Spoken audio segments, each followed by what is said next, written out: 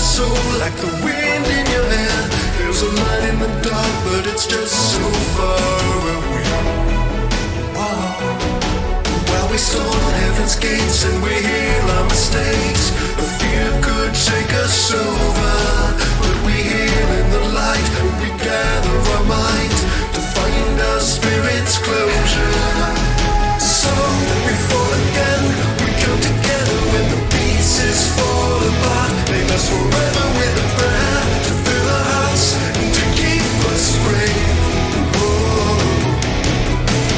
Our eternity, a circle holding us between the threads of life. Cause reality's doomed us with new purpose. The spirit's bound in service to the grave.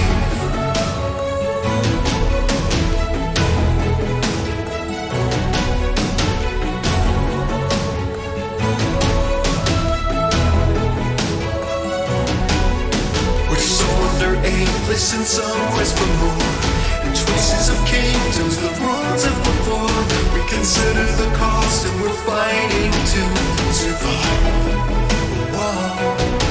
Where we cross through the rift, our ethereal gift will leave us shells no longer. With the whispers in mind of the demon inside, we end our failure stronger. So we fall again, we come together when the pieces fall apart. They last forever with a prayer to fill our hearts and to keep us brave. Our eternity, a circle holding us between the threads of life. Cause reality's doomed us with new purpose. The spirit's bound in service to the grave.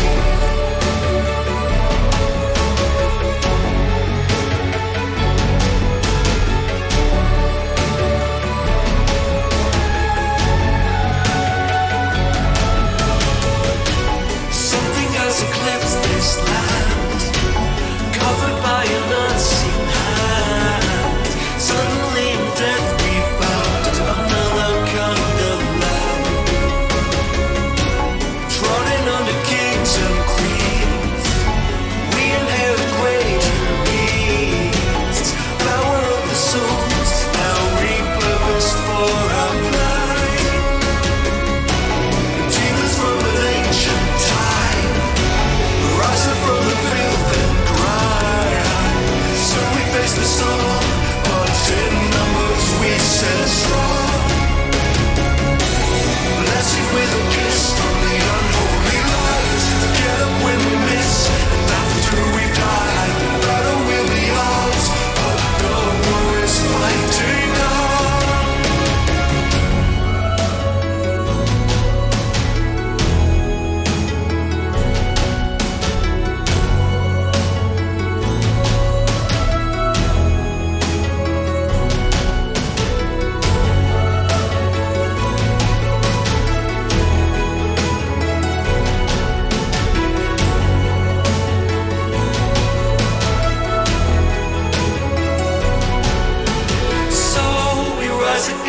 We stand together like a million lights of flame. They burn forever with a song to guide us home and to keep us safe. For eternity, we're searching onward in the afterlife of hope. Our bones and ashes, but we fight it all in wonder, and we face it with each other to the grave. So we fall again, we come together when the pieces fall apart. They last forever with a prayer to fill our hearts and to keep us brave. Our eternity, a circle holding us between the threads of life. Cause reality has doomed us with new purpose. The spirit's bound in service to the grave.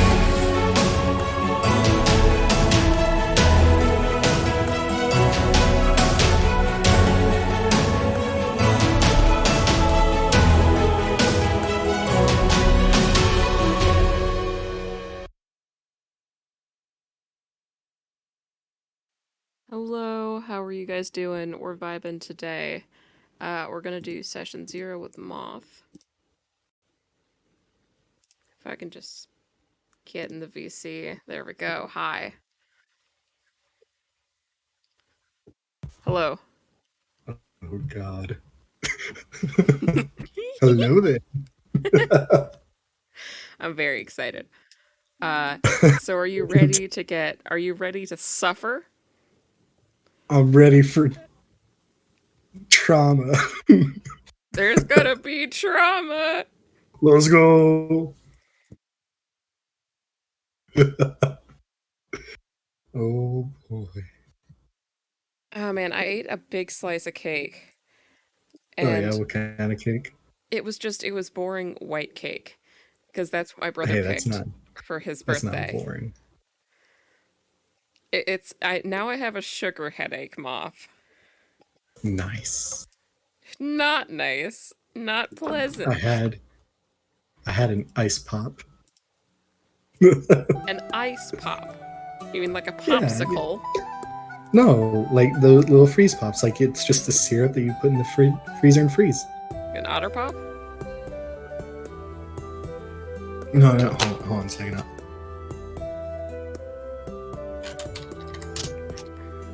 I like this Like music. they're What? Are you sending something, haven't you? No, I'm about to, yeah. Okay.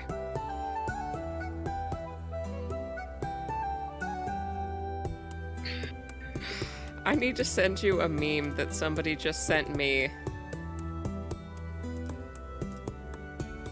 Oh yeah. Yeah, for real. Here you go. I'll send I it sent it to I'll you. send it in chat. Yeah, those are otter I pops. just do. I've only ever known them as freeze pops. Valid. Oh, I've seen them before. Love me a scrungle. Oh my god.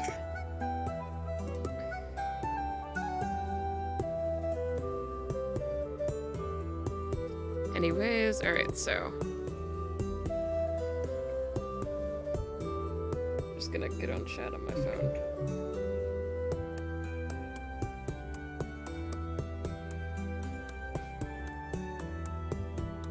There we go. Alright. How would you like to play some Dungeons and Dragons?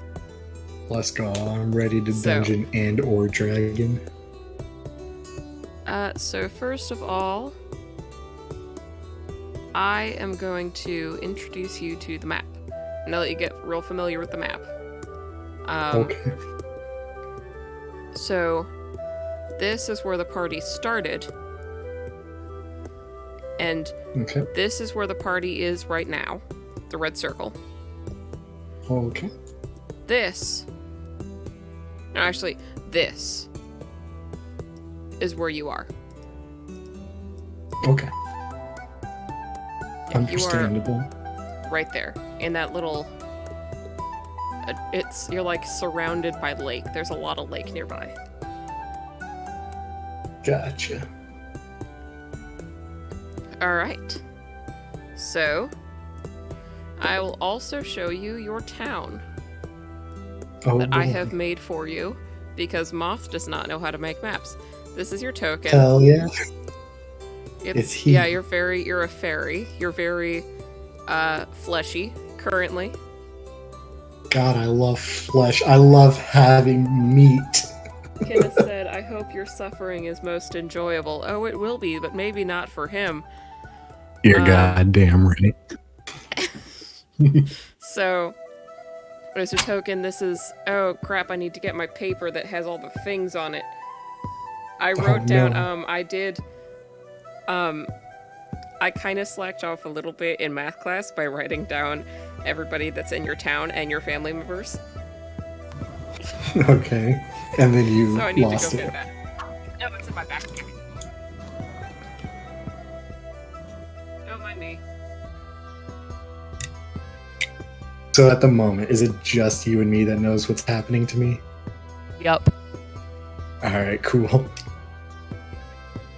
Yeah, so guys, I'm playing as a fairy.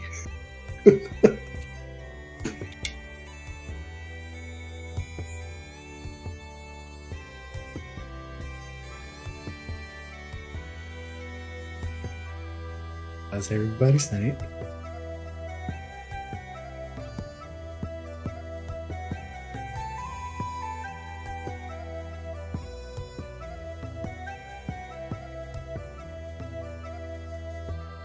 That's good to hear.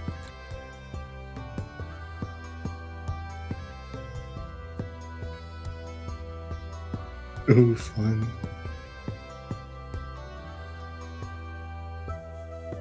Paper acquired. Let's go. I just straight up ripped it out of my math notebook. Nice. Yeah. I've got class. Class for Class. days. Class is DnD. Haha. Haha. Funny. Ha Hee hee. What do you want to bet my microphone's gonna fall over? Seems to be doing that a lot. Oh, yep, try to fall over. Okay. Yes.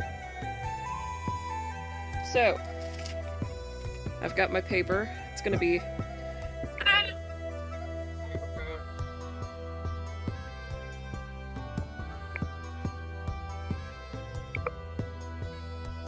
Okay, so... Well, I hope you have fun with that, Kenny. Oh dear, what did he say? He said he's working on his own D&D campaign. Oh, Sessions yeah, session 1 is duos next are week. Friday, Saturday. Oh, good luck. Gonna throw so many crocodile mens at them. The salt runners that you used in the campaign you ran with me? Yep, he's... Wait, is this... Are you rerunning Sands of Vorsareth?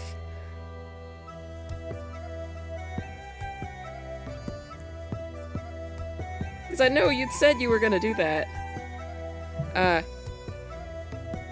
You're... He's rerunning the very first campaign I ever played. That's crazy.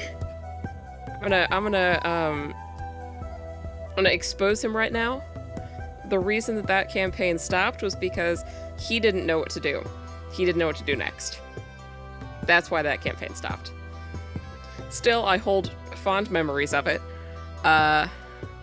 There was, the first of several traumatized children by the same player. That's serious. Was it you? No, actually.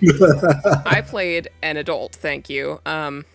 Okay, understand. Well, technically, I was like 60, but I was an elf, so in elf years, I was like 15, but I was like 60 at the same time. Anyways. Fair. Yeah, we had Lizard Jerky from the same player who played the traumatized child.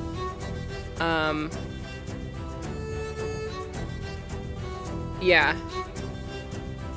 Oh, and his DM PC created for the express purpose of flirting with his real-life girlfriend.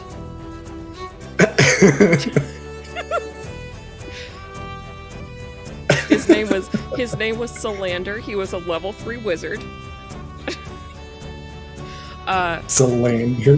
The same Solander. Solander, yeah. The same player with the traumatized child and the lizard jerky actually drew a very sexually suggestive picture of Solander, and we used that as his token for the longest time. That's wacky. And Entropy said, "Hey, he said hello." Okay, kind of just said, "Listen, it was that or I added a Warforged sex doll to the world," and I was not adding that. I do remember that Reno was like, "You better add that Warforged," and you were like, "What if I give you a level 3 wizard instead?" We were level 5 at that point. That's funny. It's really funny. I miss Solander. I might have to add him into this game.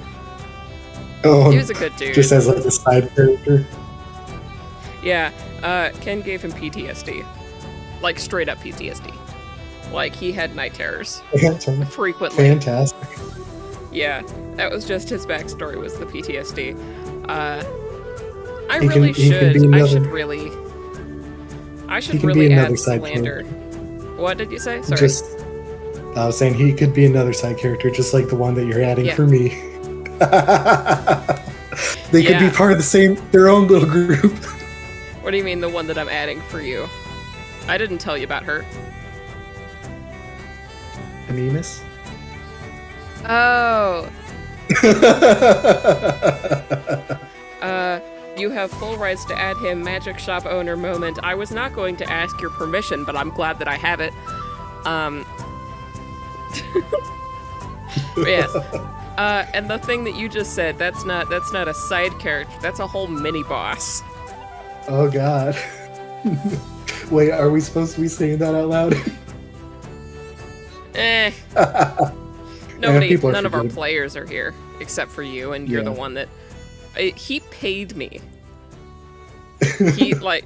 Oh, he was going to, but then he paid for my Minecraft server, and I was like, we good. Yeah, pretty much. Yeah. This dude, he was willing to pay me 20 real-life dollars to put in... to put in this one specific mini-boss. Oh, I just designed his dungeon. Nice. And the funny thing is, like, Yeah? like the origin, he wasn't even a mini boss. It was just a random ass monster that they just could not hit. And I gave him a backstory because of it.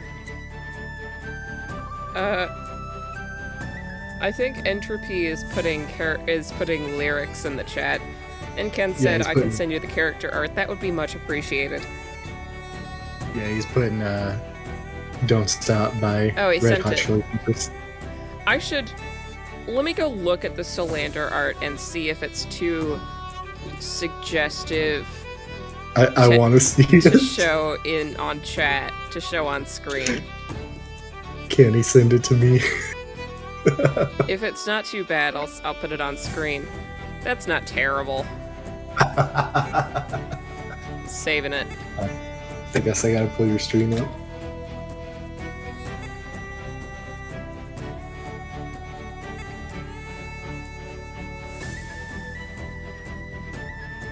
Well,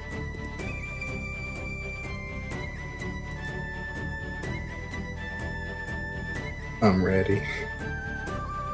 I'm just putting him in the Roll20 right now. Oh god.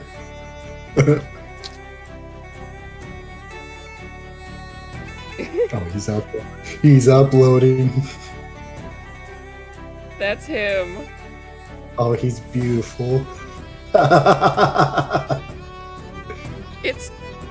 It's really good art. Yeah, it is. Yeah, like the rain and that shading on his stupid pecs.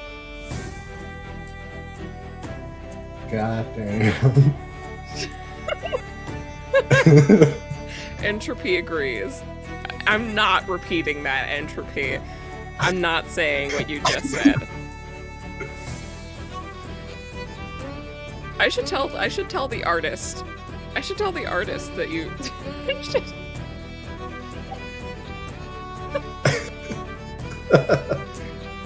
I should tell that artist that you said, but I should... Yeah. what you said, but I should phrase it as if you were talking about them. Here, Entropy, I'll say it for you. Entropy says, "Ooh, I like those nipples." Yeah, I should send that comment to the artist, but in a turn of phrase that makes it sound like you were saying that Just about them. out of context. Absolutely. Hey, artist. And should Entropy says they like your nipples.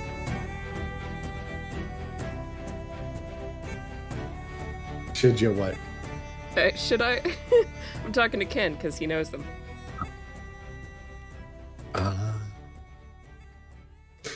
You're welcome, Entropy. Ken said, eh. He probably doesn't care. He probably doesn't, I'm sure. Up to me. Okay, I'm doing it. They're gonna be so goddamn confused.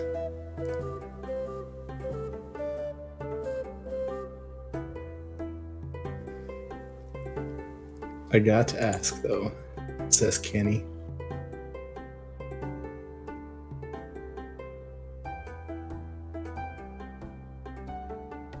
Oh yeah. How many thirst baits you got art for in this campaign?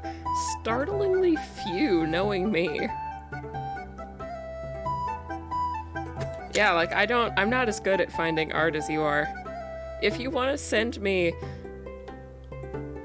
slightly questionable NPC art, I'd be fine with that. I will send you my Pinterest board of thirst baits. Noted. Oh boy.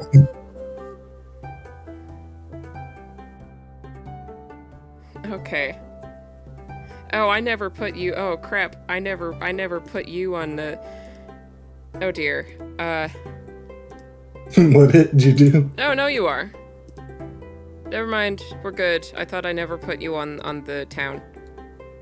Oh, you don't have access. I need to make you a character sheet. Yeah. No, There you go. I got Bethany. Yeah, you know me. You've met me. I need to make you a character sheet, Moth.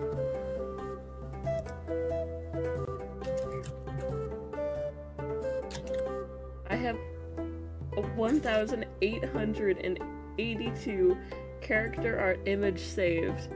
Not all are organized, like 40-something are in the thirst bait tab. Okay. Jesus. Jesus Christ. Also, Rusty, I sent you something as a joke.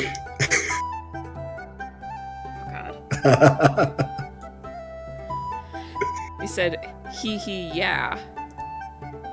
Which, thanks.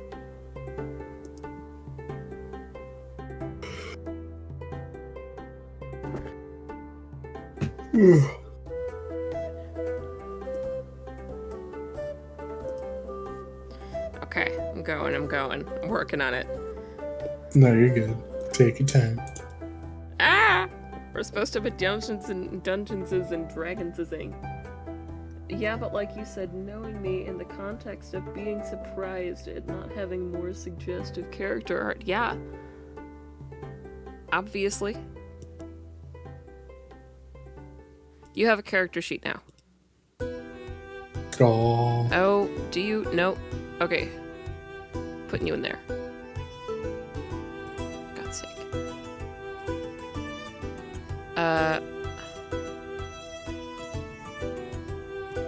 Okay.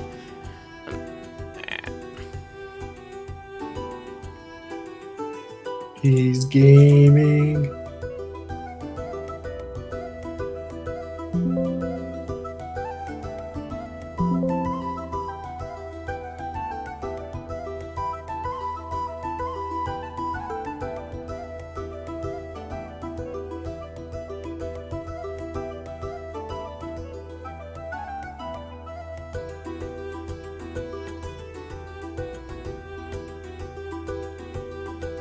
Can you access your character sheet?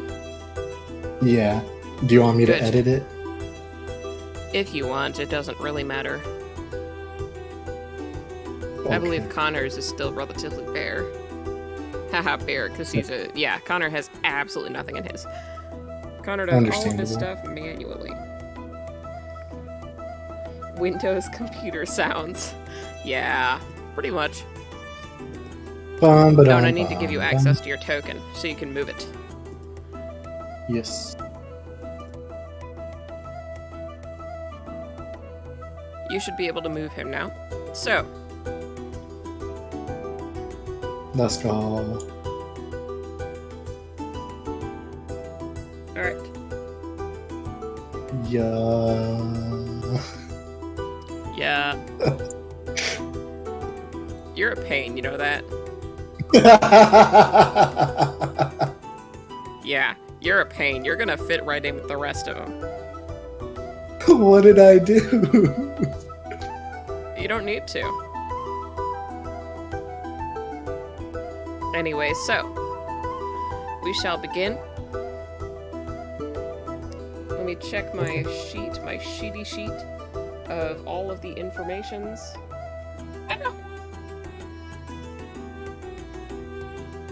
I opened my calculator, my digital calculator on accident somehow.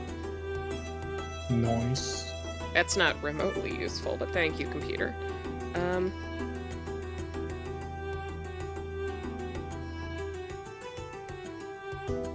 Okay, so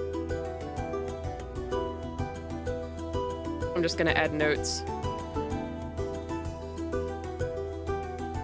I'm gonna add notes to each house so that I remember which is which.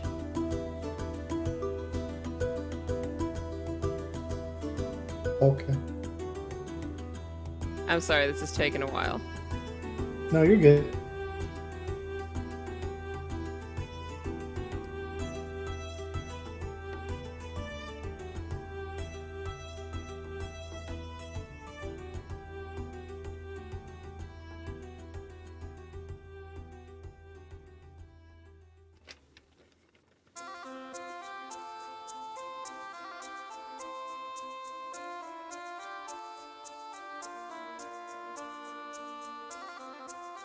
I made a whole bunch of NPCs, and I'm never gonna remember their names. So, what was your last name? Mine? It was Whiskey Uriel.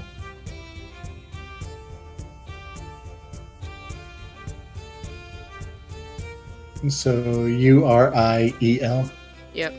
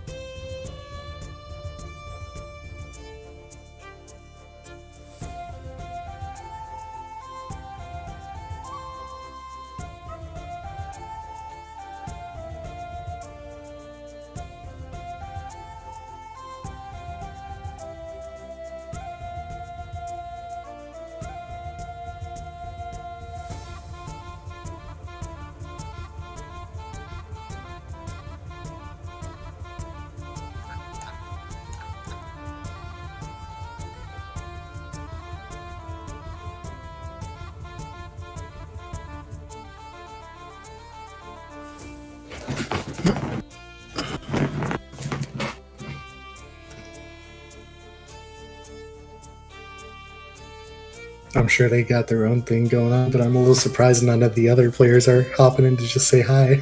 True, yeah. Oh well.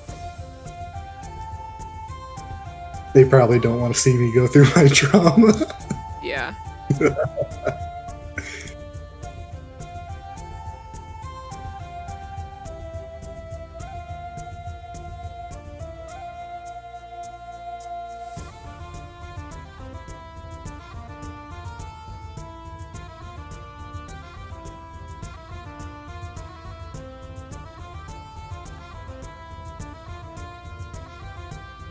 Okay, finally I have all the NPCs' names down. Nice. Yeah, very. So. Alright. So you are 14 years old at this point.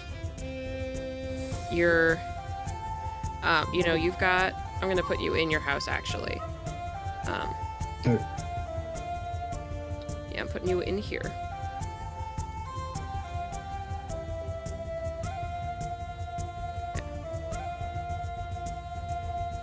So, yeah. Got a kitty. Yeah. So you... So yeah, this is... I didn't make the second floor of your house. This is the first floor of your house. The second floor is very similar. It's where your parents sleep. Right. This is the first floor, and as you can see, it's where most of their stuff is. There's the cabinet, there's the little, this is the little cooking area with the fireplace.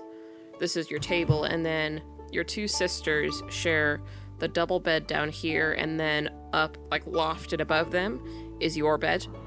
A single bed. So you're all, essentially, all three of you sharing a bunk bed. Okay. Alright. So yeah. And your siblings, your sisters are, Fiona is 1 year older than you, and Fiona's 1 year older than you, and Gwyneth is 3 years older than you. So you're relatively similar in age. And so yeah, you are 14, and it is now you are actually the first to wake up, as you often are. Because you tend to be a light sleeper. So you are the first to wake up. Your sisters are still asleep on the bed. It is up to you what you want to do.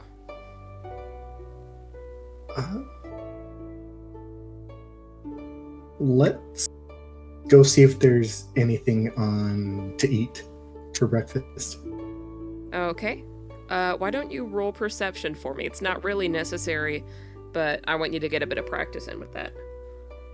Gotcha. You know how to do that? Nope.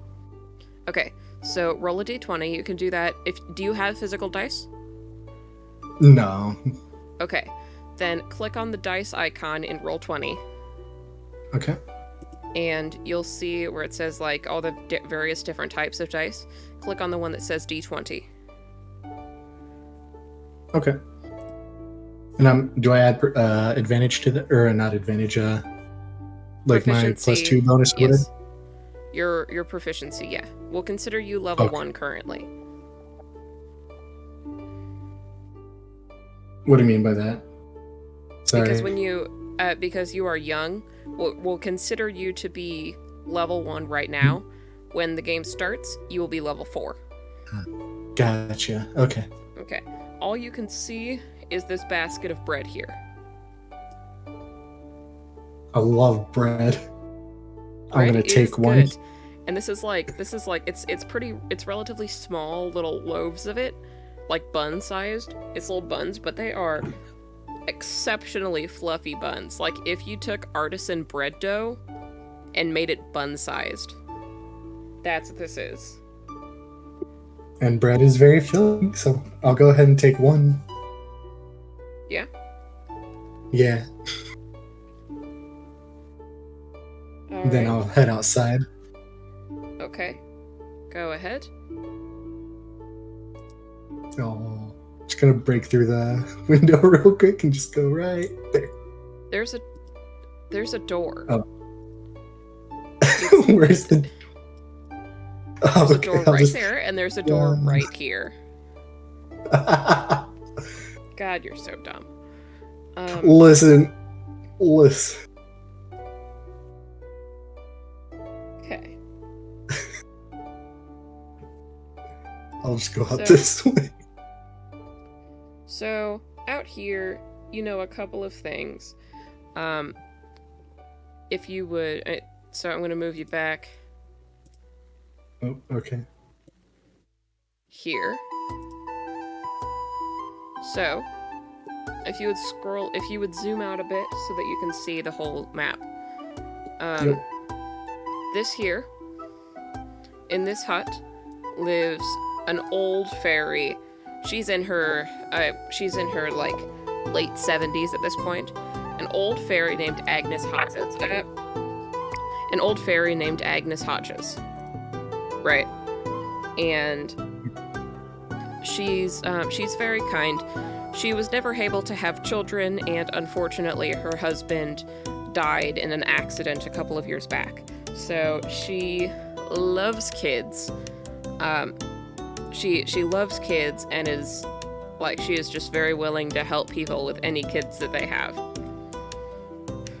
Down here is Felix, Peter, and Annie. Felix and Peter are Felix and Peter are a couple. They live together. And they would be considered married, except that you guys don't really have the authority to properly marry somebody. And then they have Annie, who is Peter's niece, and unfortunately she was orphaned in, ironically enough, the same accident that took Agnes's husband. So Peter and Felix took her in, and she's about 6. Over here is Evan and Gloria live here, and they are a young couple, and Gloria, you remember, is heavily pregnant. Like, really heavily pregnant. Pregnant enough that Agnes is pretty sure that there's more than one baby in there. And she's about ready to pop. And then finally up here are Nancine and Lunar. And Lunar is the only person... Lunar is Nancine's daughter, and she is the only one in the village who's around your age. She's like a year younger. So she is your closest friend. Got that? Okay. Yep. There's her background. Alright, so we got Granny in the river hut. Yep. Felix and Peter. It's not really important that you remember all of it. I can always remind you. But yeah, just to give you a background. Okay. Yeah, I was taking notes. Oh my god, you're such a nerd. You shut your mouth. No, I will not shut my mouth. You're a nerd. Just to make sure, was it, you said Lunar or Luna? Lunar. With an R. Okay, that's what I thought. I'm gonna go visit her.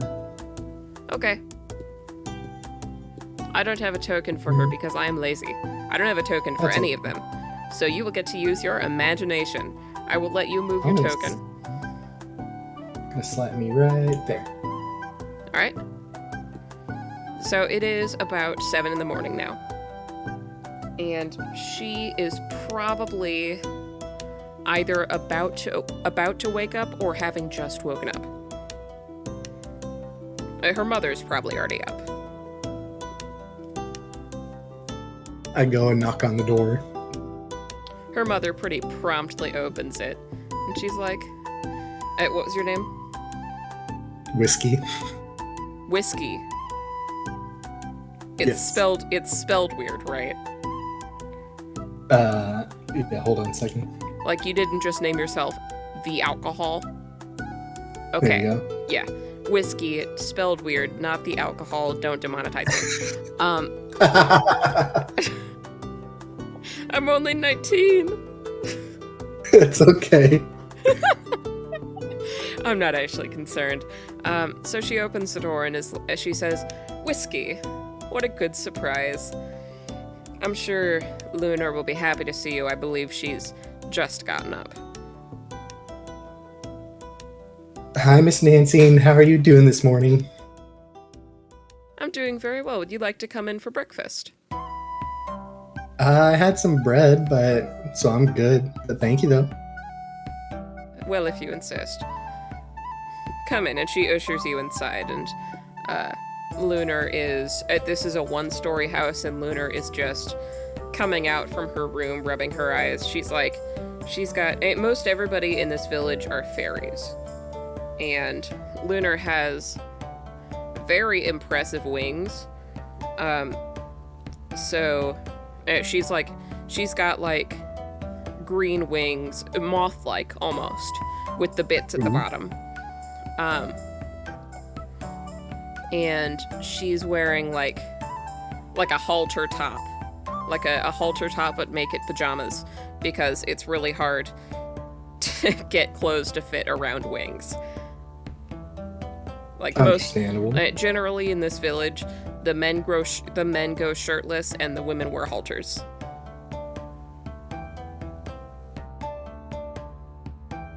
Good morning, Sleeping Beauty.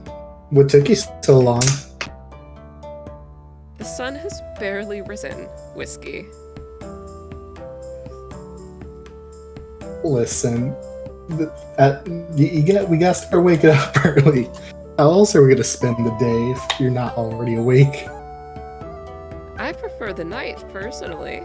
If I am to make a choice, I prefer to stay up late and wake up late. You've always been like that, though. Yes. I have the blood of moths in me. I am obviously intended for the nighttime. You make a fair point. It is I'll not try. my fault. It is not my fault that you're a stupid butterfly. You shush. You know what? I'll try waking up at your time, going to sleep around your time. We can hang out more. That would be very kind of you. So, Well, what do you want to do today? I was thinking, cause Gloria is so very close to her due date with her pregnancy. It might behoove us to get some, to go and find some herbs to help along the process.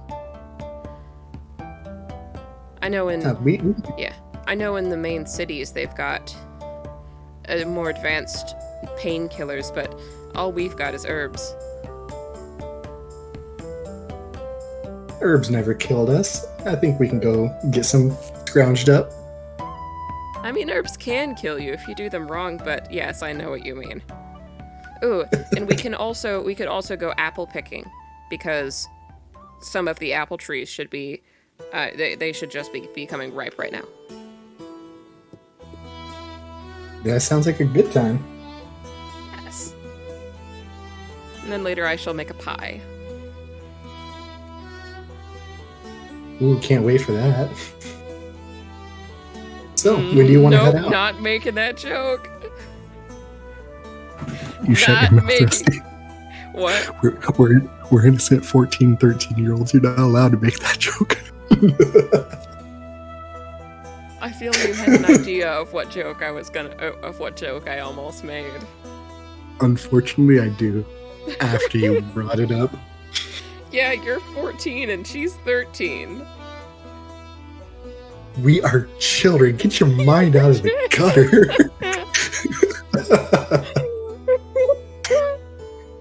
I just have a very naturally deep voice.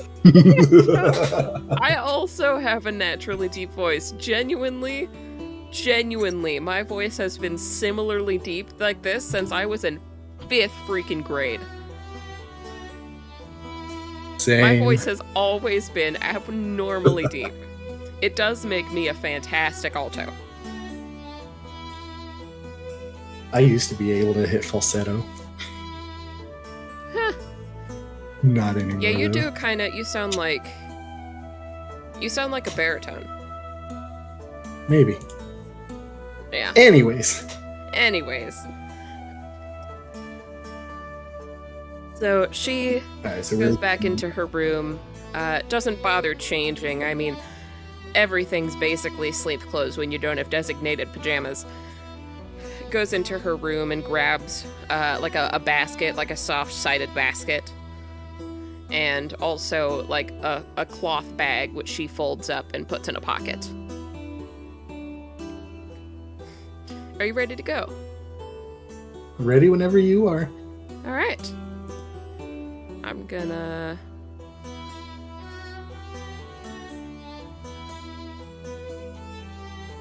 Hey, look. It's Chris. Shut up. Shut up. You're not allowed to make fun of me for reusing my maps. That's illegal. There's nothing wrong.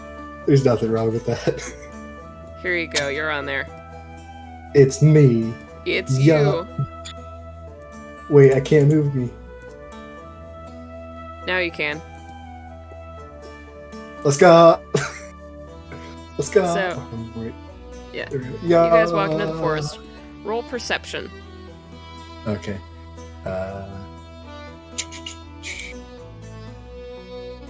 Alright. And I will roll for Lunar. Lunar does not see anything. Lunar seems really distracted. So yeah, Lunar seems very distracted. She does not see anything. You, however, see, like, You see some thyme growing at the base of a tree. Hey, Lunar, I found some time over here. Were you able to find anything? Unfortunately not, sorry. I saw a couple apple trees on the way, so we can hit those on the way back. Sure, sounds like a plan. Yeah. No. And she grabs the thyme and sticks it in her pack. Let's keep going. I want to have these herbs available. Sure thing. You gotta make sure we get them back before babies pop out. Yeah. So you guys keep going. Roll perception again, please. And you're remembering to add your... that doesn't even matter, but you're remembering to add your proficiency bonus to that, right? If you have... No. Do you have Did you take proficiency in perception? No. Then you I took it in don't Constitution and Charisma. No, your skills. You get skill proficiencies. Hold on a second. Go onto the sorcerer page, and it should have a list of skills, and it should say, like, pick 2 out of these. Yeah. Oh, persuasion and intimidation. Okay, so you don't add your perception bonus. You don't add your proficiency bonus. You instead add your wisdom bonus. Because perception is a wisdom-based skill. You understand? Okay. So I would add a +2 if that's it? Correct. Okay. Let me try that again then. +2. Not that it matters. You don't have to... You can add it manually later. That's what I'm doing. So you are also distracted. There's some really interesting trees around in a bush with that you think might be a hydrangea. But Lunar just starts walking over to this little conifer over here and starts picking the tips of branches off.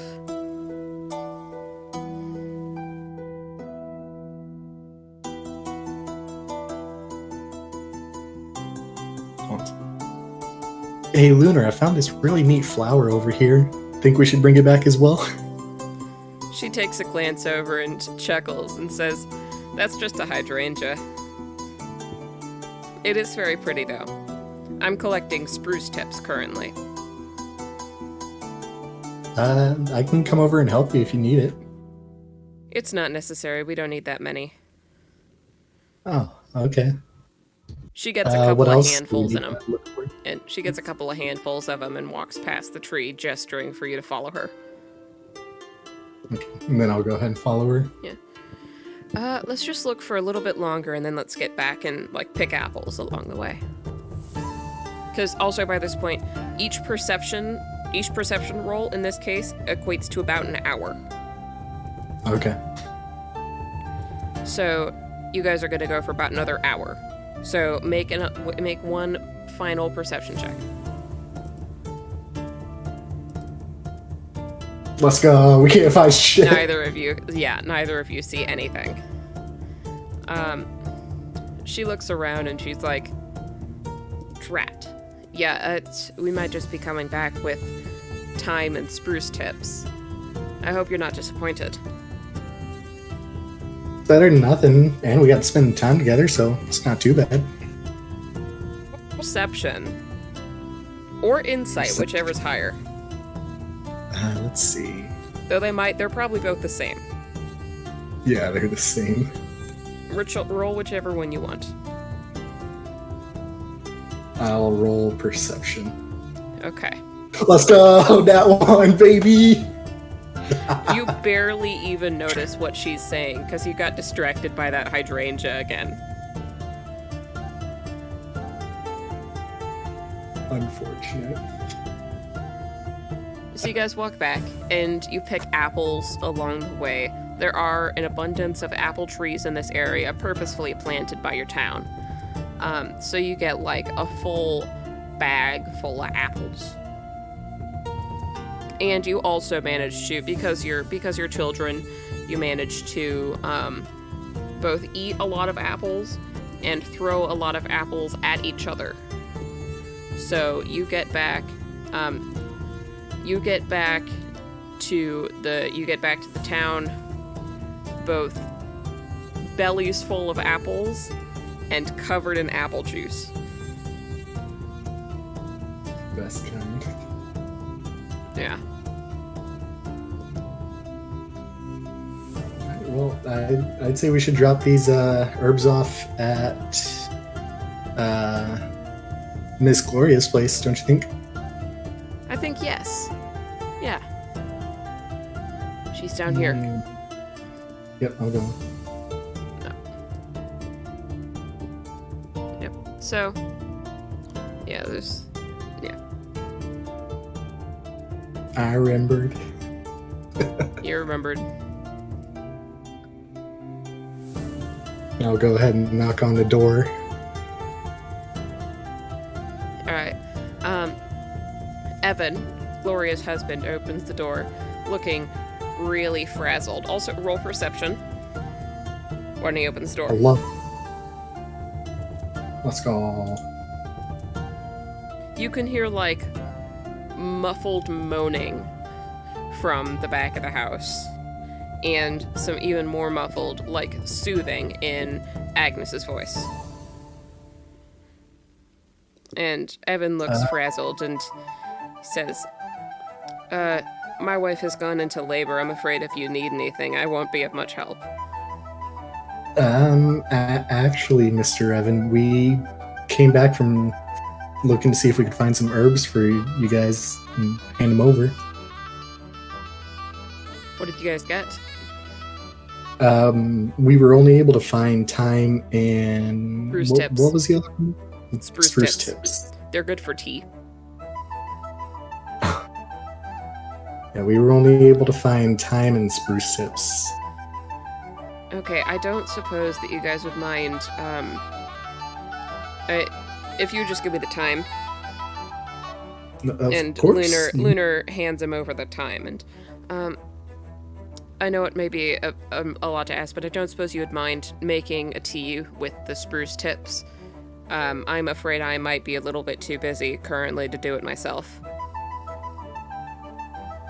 Can see what we can do for you. And as he says that, you can hear some muffled expletives from the direction of his bedroom. Shit. Yeah. It's like that one joke where the pregnant lady is like, can't, don't, won't, shouldn't, isn't. And the husband's like, what is she doing? Is something wrong with her? And the doctor's like, oh no, she's fine. She's just experiencing contractions. Right. Is she doing okay? That's in character? Yeah. She's alright. She's in a lot of pain right now, and I am afraid that I need to go back to her. So, you guys are free to use my kitchen. Okay. Yeah, Lunar and I can try and make that tea for you. Just give us a little bit. Lunar nods emphatically. Yeah. So, she follows him into the... Like, he immediately heads for the bedroom, but Lunar goes into the kitchen and gestures for you to follow. Yeah, I'll go ahead and follow her in. Slap you in here, because that's what the kitchen is. Lunar immediately starts puttering around, and she's like, would you mind going out and getting a bit of water from the well? Yeah, I'll go ahead and head over there. How much do we need? A bucket. Okay, yeah. Yeah, just a bucket should be fine. I'll be back in a jiffy. Alright. So, I'm not going to make you roleplay getting the water out of the well. You stick down the bucket and it slurps in there.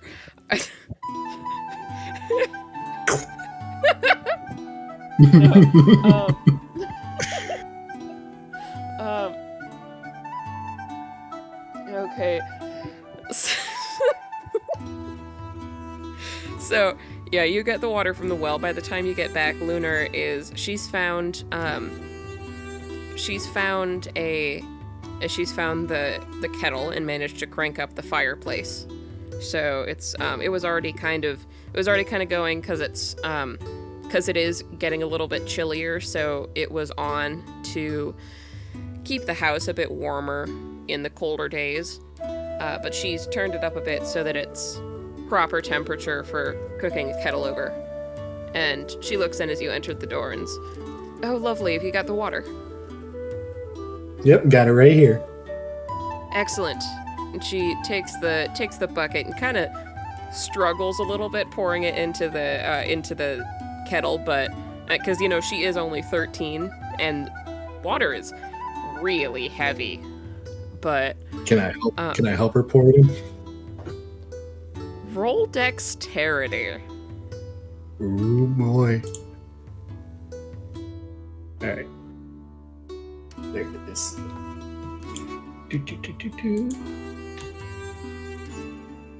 Darn.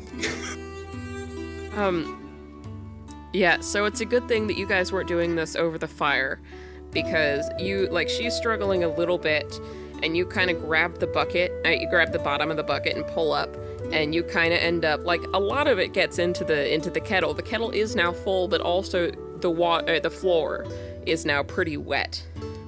The floor is also full. She kind of laughs and, would you mind cleaning that up while I put this on the fire? Yeah, sorry. It's not a big deal. Just maybe next time let me handle the pouring, okay? Okay. She giggles she giggles and grabs a handful of spruce tips and shoves them in there and then puts it on the fire. And you can just grab a rag and wipe it up. Yeah, I'll just do that. Maybe I won't screw that. I'm not gonna make you roll to clean the floor. That's I'm not okay. that mean. I'm mean, but I'm not that mean. And you can, all this time, the intermittent grunting and moaning has been growing progressively louder from the back. And you guys are you notice that. Oh, I forgot we had this thing because we. I did not mean to click that. Sorry. Okay. Yeah. So Lunar is just giving, every once in a while, giving a look back. But she eventually pulls the kettle out from the fire, and she pulls the kettle off the fire and puts it on the lip of the fireplace. And that's when you guys hear just a horrific scream from the back. And followed by more intense comforting noises.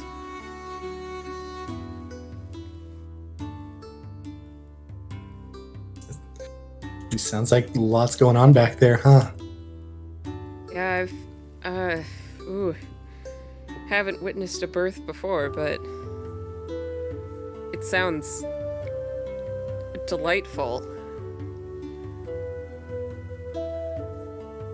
Yeah, good. I guess it's a good thing I don't have to go through that. Ooh, yeah. I'm honestly kind of thinking at this point I don't want to either. All right. I'm gonna let's finish this tea and then offer it, I guess. Yeah. Let's go ahead and finish it.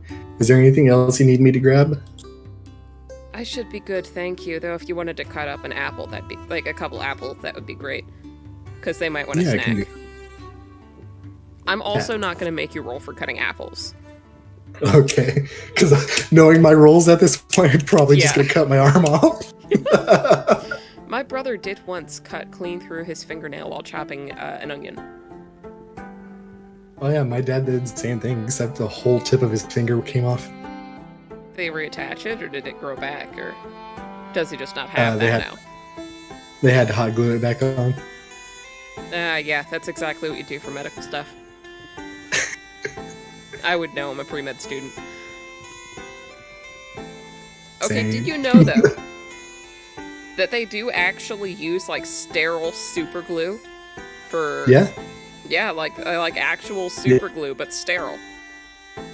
Yeah, because one time, my little brother, back when we were still, like, little childs, and we still had to bathe together, I accidentally pushed him in the shower, and the floor was slippery, cracked his skull open. He had to go to the ER, and yeah. Trust me, I know. Man, I was bet there. That was a bloodbath. Literally a bloodbath. You were in the bath. Yeah.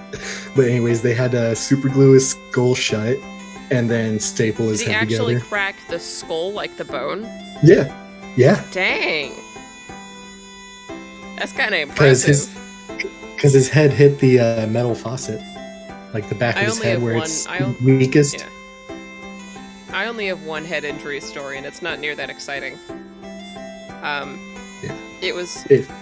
My sister got mad at me for some reason, and she threw... she was like 8, probably, and I was like 11. And she threw a stick of deodorant at me. And it hit me in the forehead and drew blood. Nice. Do we count facial injuries as head injuries? Moth, I want you to... I'm going to ask you a question, Moth. Where on your body No, is your face? No, I'm just making sure because I know some places do differentiate facial injuries directly from head injuries. Because I know a lot of people who actually genuinely think head injuries are anything above like the brow or the back of the head, and head the facial, is head. even though it's part. I'm just making sure. I'm just head making is sure. Head, Moth. Listen, I'm about to crack you like a nut. Good thing that's what I'm Just- into. You know it.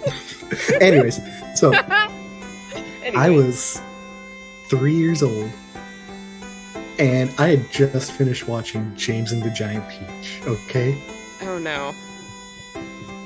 you've seen the movie, right? No, but I know the premise. Okay, so there's this scene where the centipede character guy, he jumps off the Giant Peach into like water to dive into like a sunken pirate ship. Please. So I had the Please. bright idea No. at 3 years old to No. do that down a flight of stairs. Oh, that's so... Okay, that's simultaneously so much worse and so much better than I thought. Because I thought missed you were the gonna stairs. say... how did you miss the stairs? So our stairs at the time, it was kind of like how apartment stairs are situated. So they go down a short distance and then do a U-turn, then go down a short distance. Oh no. I jumped for the between part. I went face first into a glass table and shattered it. Oh my god, And you I could've got- lost an eye. I know. Thankfully, I only got like a really bad like cut on my lower lip, so I have a permanent scar there. You're so stupid. Wait for it.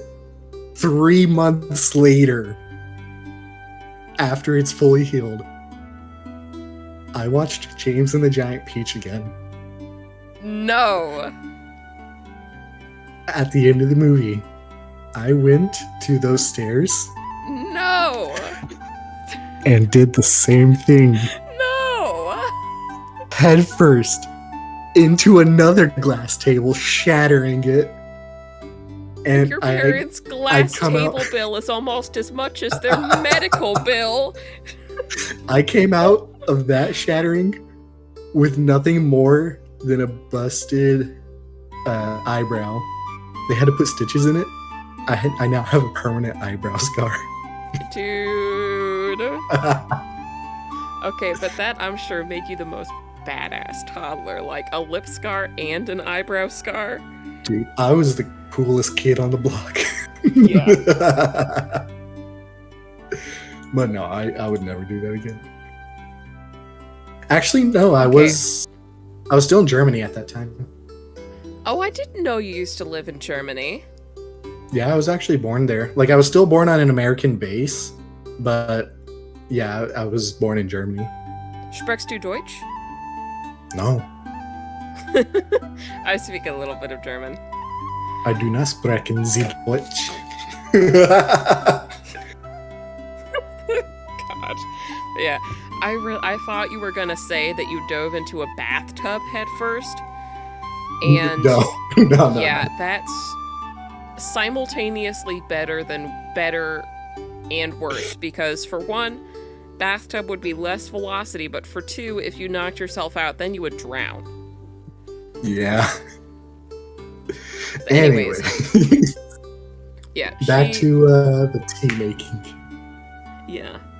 So, you're cutting up an apple. She pulls the tea off she's pulled the tea off the stove and stirs in some honey, which you guys have in abundance because you are a town of fairies. Of course you have an abundance of honey.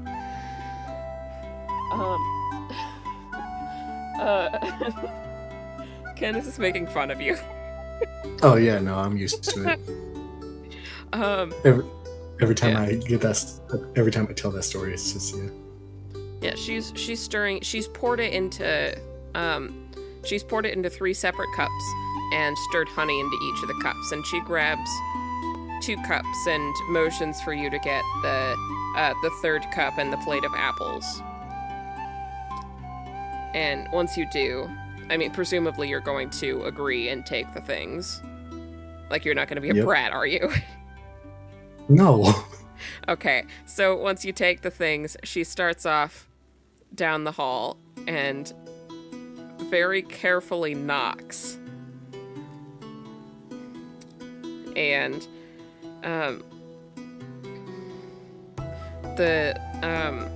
Evan opens the door, and he is even more frazzled, and he's kind of blocking the view of his wife, but you can see that she's mostly covered with a blanket. You can't see much, but you can see that she is clutching Agnes's hand so tight you think her old bones might just break. And she, like, her face is scrunched up in pain, like she's trying not to scream. And Evan looks down at you and goes, "Oh, tea. Great. You guys can..." He kind of looks back at... He looks back at his wife, and he's like, Can Whiskey and... can Whiskey and Lunar come in? They have tea and apples." And Gloria just tensely nods. And he opens the door fully for you guys to come in. And you obviously don't have to come in if you don't want to, but thank you for the tea. Yeah, I'll go in. Right. I'm more intrigued than anything. Lunar hands 1 cup of tea to the man, to Evan, and goes over and offers a cup of tea to Gloria, who takes it with like a shaking hand and starts drinking it. And roll perception. Roll perception, you got it. It's perception-y time.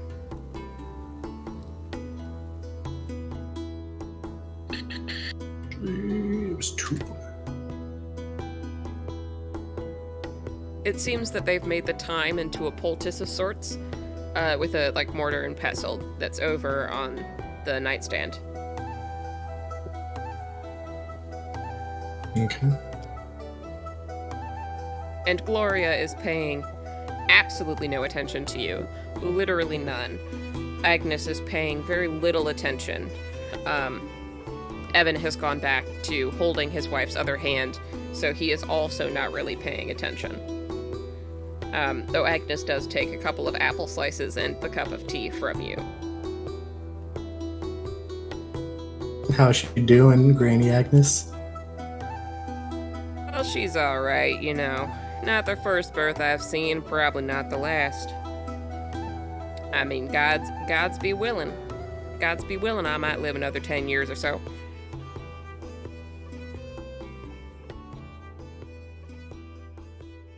That's good to hear.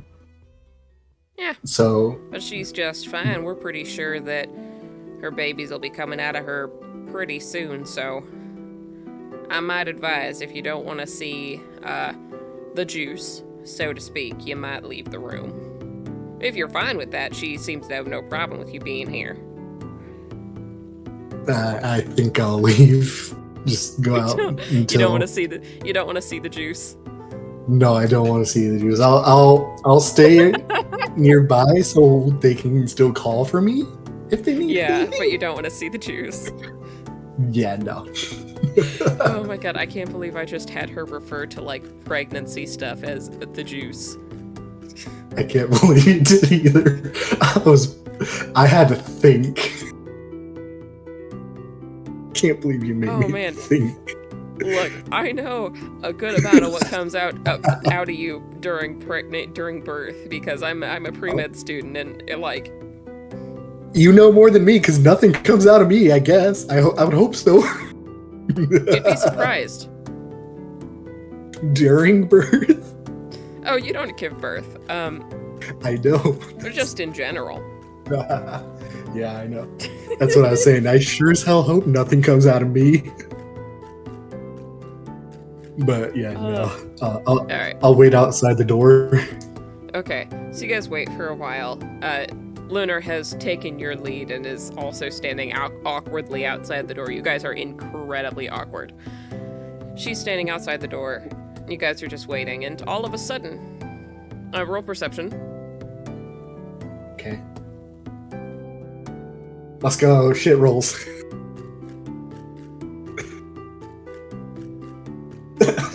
You faintly hear a baby cry.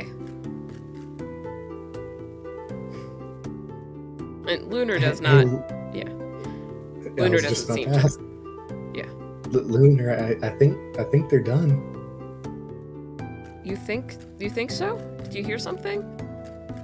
I thought I heard a baby crying. She listens harder and kind of like you can see a realization on her face and oh my god, you're right. Should we wait a little bit or do you want to see if I they don't want know. to? Let's err on the side of caution, I'm thinking. Like let them call us if they need us. Alright. I don't mind waiting a bit longer. It's only a couple of minutes later before you hear another slightly higher pitched baby's scream join the symphony. And then a couple of minutes later, a third. So there are 3 babies that are crying right now. And no. yeah. 3 babies are crying. You can hear Gloria's voice trying to soothe them, and also Agnes and Evans. Evans seems to be silent. Man is worn down. Yeah, I'll say.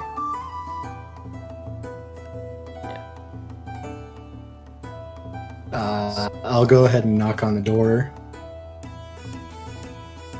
Evan, you can hear some shuffling, and then Evan says, "I'll get it," and goes and opens the door. So Hi, it's us again. You never left? No, we wanted to see if there was anything else we could do for you guys. Well, we should be all right for now. I'll call for you if we need anything, but yeah, you guys can go back home. We'll be sharing their names pretty soon, so you'll know then. Okay. And congratulations.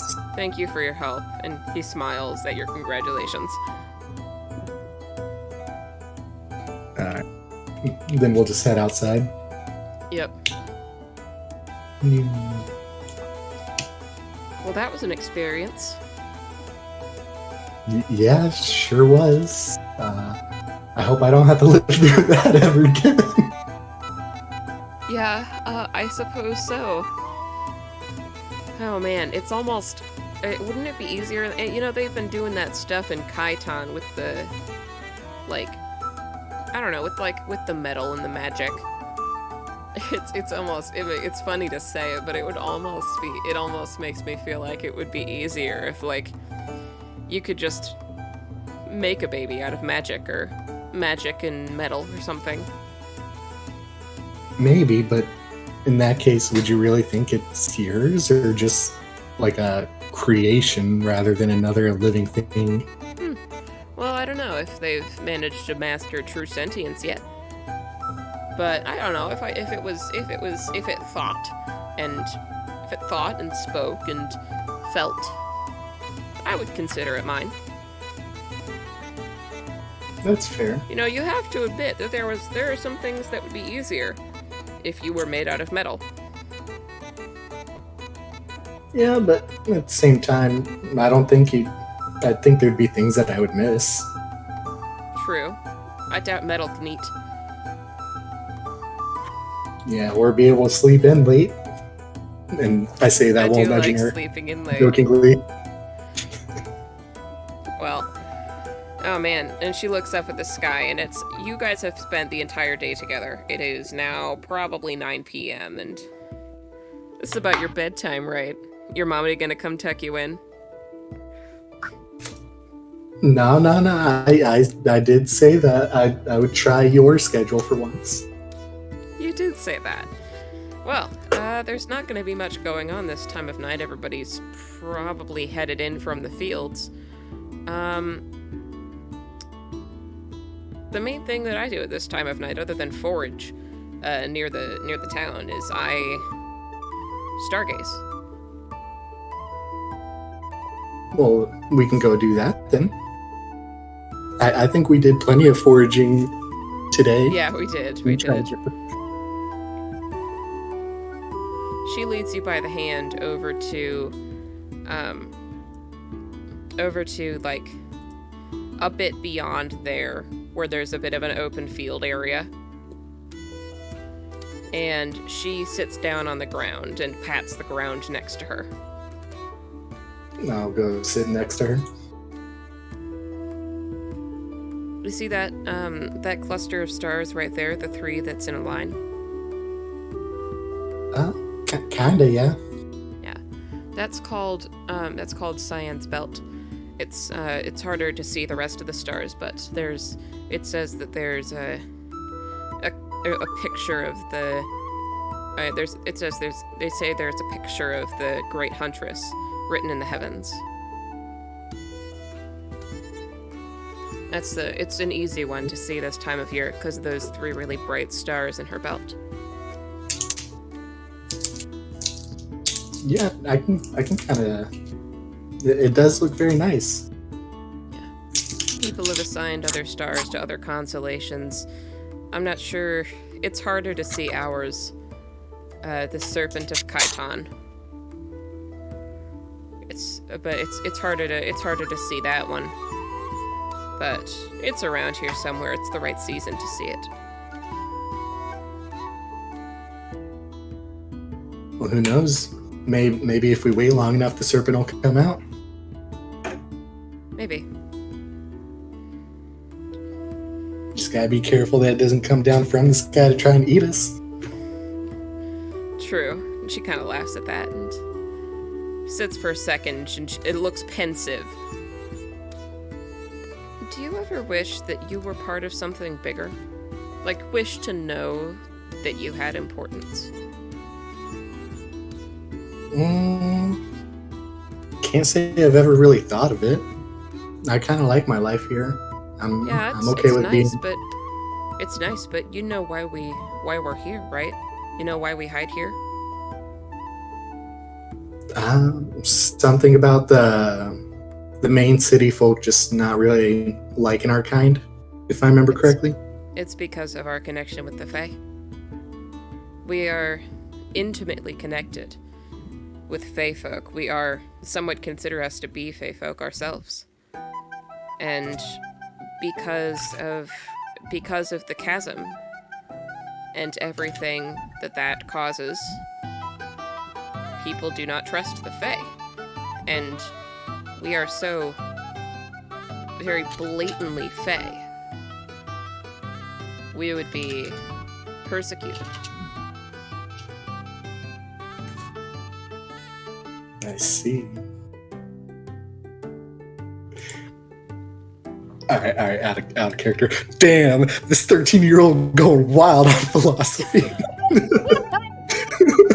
Okay. And Maybe we should have aged up a bit for God.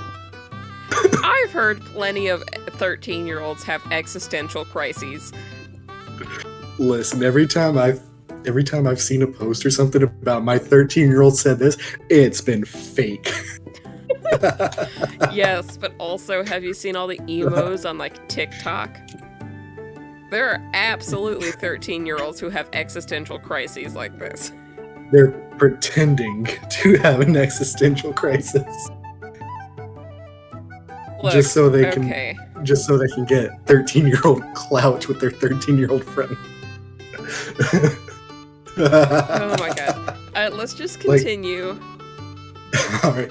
I was gonna say, if she's hearing it from Nancine, I'd be beg to differ. I mean, she probably is hearing some of this stuff from Nancine. Probably. Yeah. But anyways, do we want to continue with the stars or just go forward? We can go forward because you're being a brat. You're being a brat, you hear me? Whatever you say, brat. What? I said, whatever you say, brat.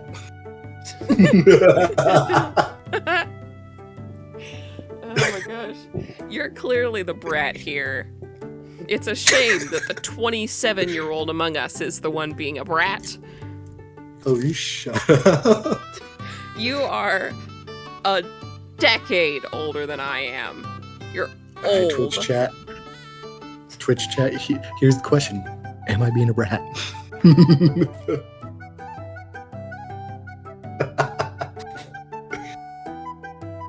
I'm not sure. Entropy said I go wild on CDs. Oh. CDs. Yeah. We're playing D&D Entropy. Okay, but yeah.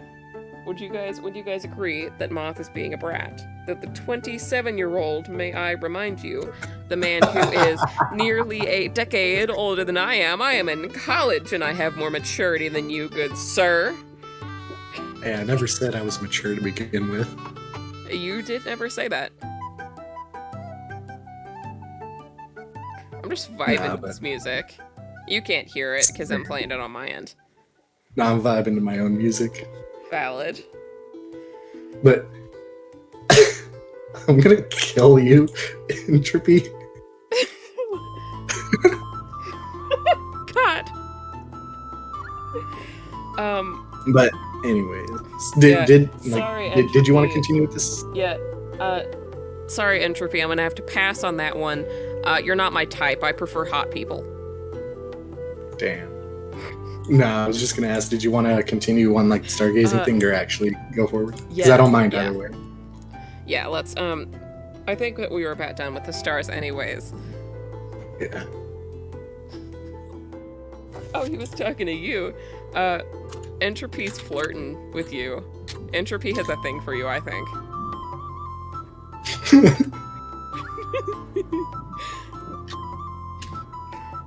I'm gonna send this in chat because I don't dare say this out loud because I'm in the house of my family.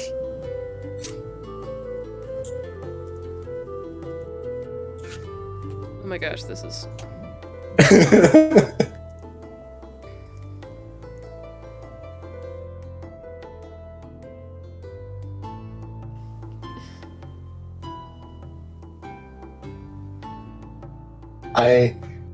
I despise you. I want that out of my house. The only ussy we talk about here in my family is the snussy.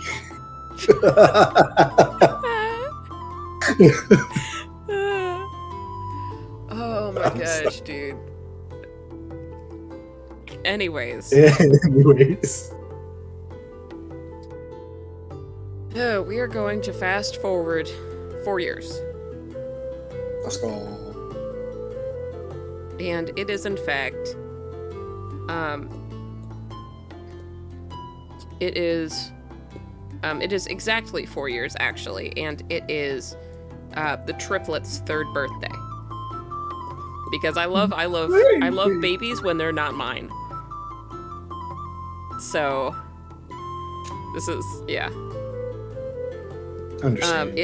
It's the triplets' birthday, and because nobody really has the resources for another big party, and Annie's birthday is pretty close to that, they're just lumping everybody together, and it's all the kids' birthday. So Annie is 10 now, and Drew, Daniel, and Dominic, those are the triplets' names, they are 4. Alrighty. And because your house is in the center, everybody has decided to gather there. It sounds like a party for sure. Yep. So, there's more people in your house than should probably be in your house. Like, people are loitering outside, of course, and talking and stuff, and drinking, spruce soda, which is an actual thing that can be made, without, like, modern ingredients. Yeah. And people are drinking like spruce soda and apple cider and stuff, and there's an assortment of cakes made by various mothers, and your people are sitting on the beds, and it's actually the triplets are having a lot of fun on your top bunk. I'm just kidding. What? I was gonna joke out of character. I just made that. Yeah, the triplets are having a lot of fun on your bed. They're pretending, they are pretending that they are pirates that must conquer the sea. Like presumably the sea is the rest of your house, and their ship is your bed. So they're having a lot of fun there. Annie is petting 2 cats at once. She's very pleased.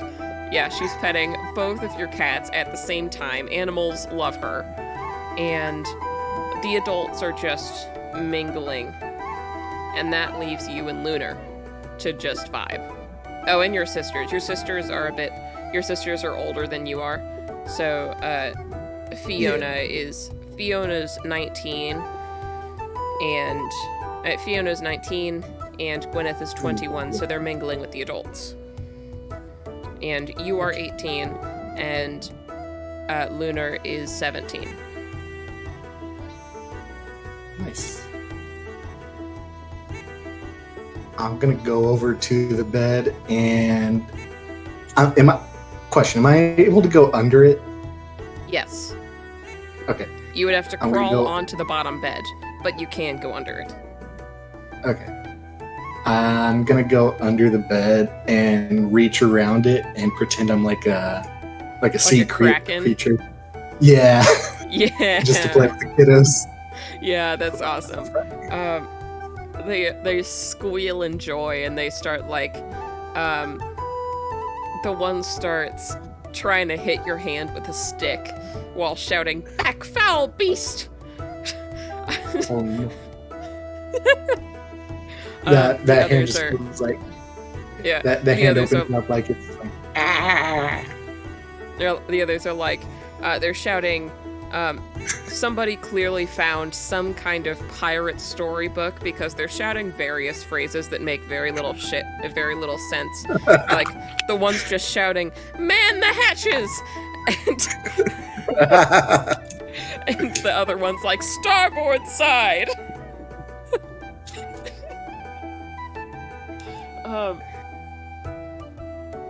Yeah, no, I'm gonna make it. While they're babbing at one hand, the other one's gonna go around and tickle one of the kiddos from behind.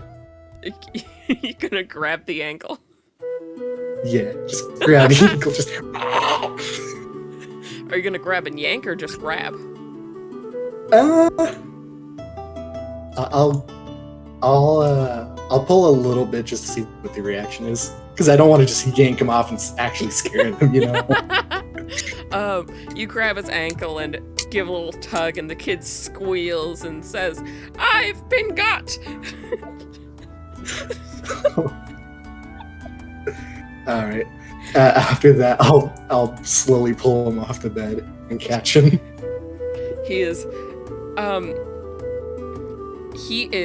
This is the wiggliest, bar none, you have ever seen a toddler. He has turned on the drama.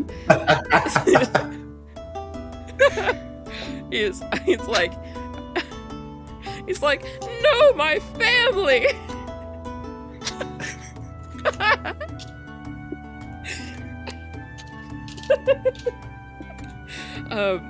You just pull him off the bed. He gently thumps to the larger bed underneath, and he jumps up and yells, "You've not killed me yet, beast!" and tackles you full bodied. Oh no. I'm gonna have you roll athletics.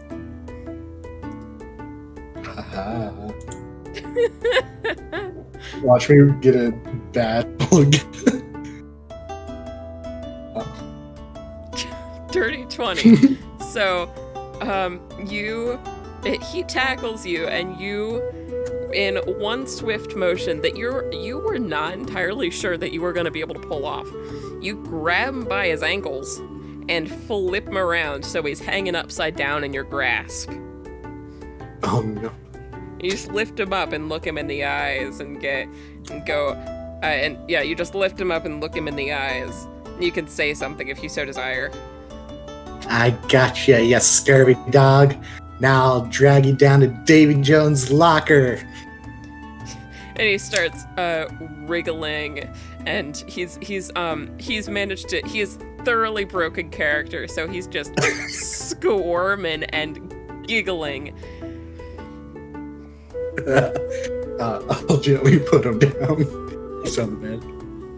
He gets up, still giggling, does a lap around the room, and climbs back up the ladder to your bed.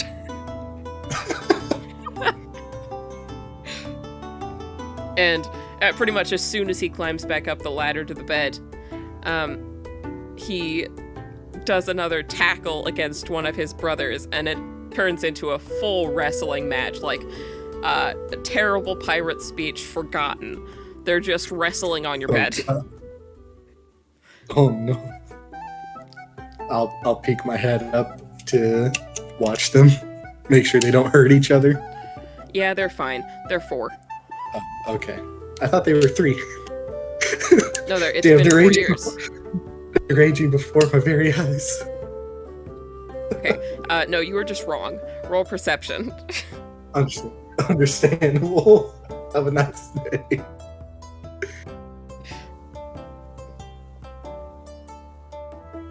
Damn. So kinda nice. Yeah, so before she can manage to tap on your shoulder, you turn around when you hear Lunar coming up behind you. And she smiles at you, and you've got quite a way with them. Well, when the youngest person here aside from them is... Question, how old was Annie again? She's 10. Okay. Well, when the only other youngest person here is Annie, kind of gotta get used to playing with the kiddos. She kind of like her wings kind of, I don't know how to describe it, but like a slow flap. Yeah, like a little flutter. Her wings kind of flutter, and she smiles. Well, it's very sweet to see you with them. Why don't you come over here and join us? I don't mind if I do, and as pretty much as soon as she says that, they stop their wrestling match. The boys on top stop their wrestling match and start yelling, "Get him! He's a sea monster!" We're going back to this. Yeah. Okay. It seems like it. And she tackles you onto the bed. Oh. Like, starts, like, play wrestling with you. You are obviously stronger than she is because you're a year older and also a teenage man. Yeah. But neither of you are trying very hard, I would assume. Yeah. Let's see. Yeah, actually, roll acrobat. No, you can choose between athletics and acrobatics. Let's go with athletics. Yeah, you pretty much immediately pin her to the bed. Yeah. Yeah. I am also going to have you roll perception. My least favorite roll so far. Let's go. Let's go. Hey, it's contested by my roll, so you could still win. No. Nope. She just smiles up at you and, well, you scallywag, it seems you've won. Yar. And now you're gonna join me in Davy Jones' locker and get these scurvy dogs off my ship. Well, matey. She is far more awkward in the pirate speak than you are, but she is trying her best. Listen, you're not that great either. Well, matey, guess we better get those scoundrels.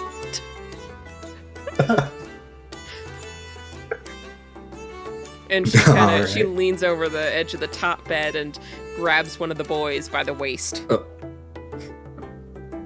I'm sorry, you cut out again. Would you mind saying that again? Oh, she leans over the top of the bed and grabs one of the boys by the waist. Oh. And I'll go on the other side and grab another one's ankles.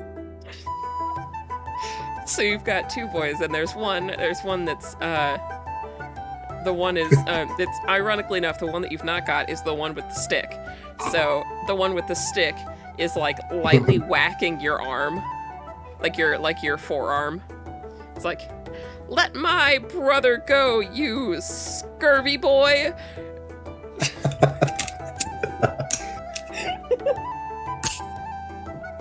Yar. This'll be the last time you ever see her brother. I'm taking him down with me. Yeah. Lunar kind of shakes the boy that she's got, which he finds absolutely hilarious. Like he is giggling up a storm with his head flopping back and forth. And I'll drag the child down again. Lunar also, she drags the one that she's got, and then she starts tickling him.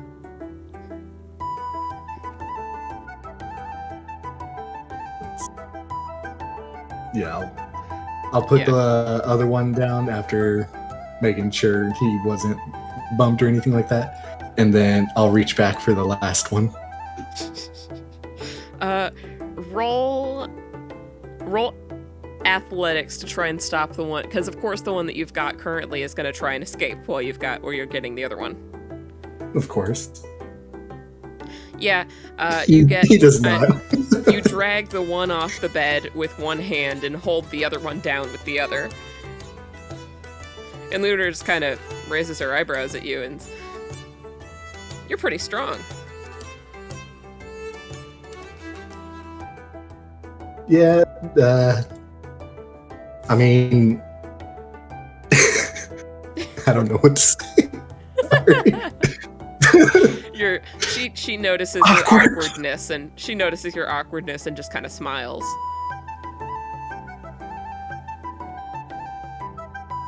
So, what are we gonna do with these kiddos now that we got them in our grasps? Oh, I have an idea, and she kind of raises her hands and like wiggles her fingers. I say we tickle him. Ooh, alrighty. And I'll go ahead and start tickling the two that I have in my arms. Yeah, and she starts tickling the last one. And they're all three of them. They're squirming and, like, laughing hysterically.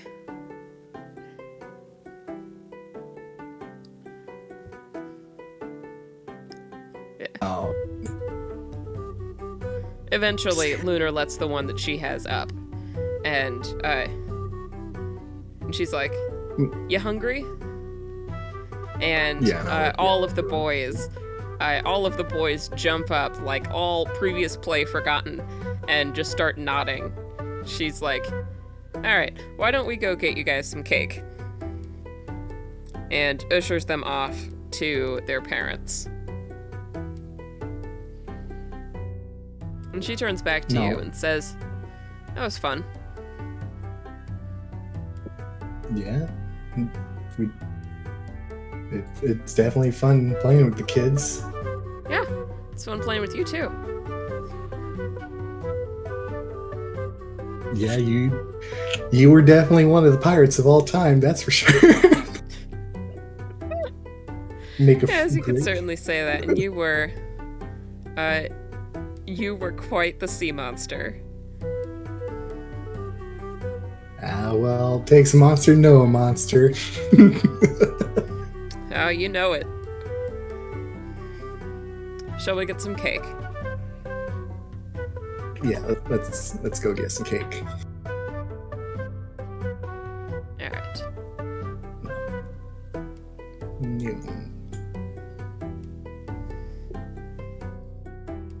So you guys go and get cake. There's just, roll a d20. Just normal d20? Actually, let me check. Okay. It is... No, it is in fact, roll a d100. Oh. Okay, yeah, there we go. 16. Okay. I get nothing. Alright, so...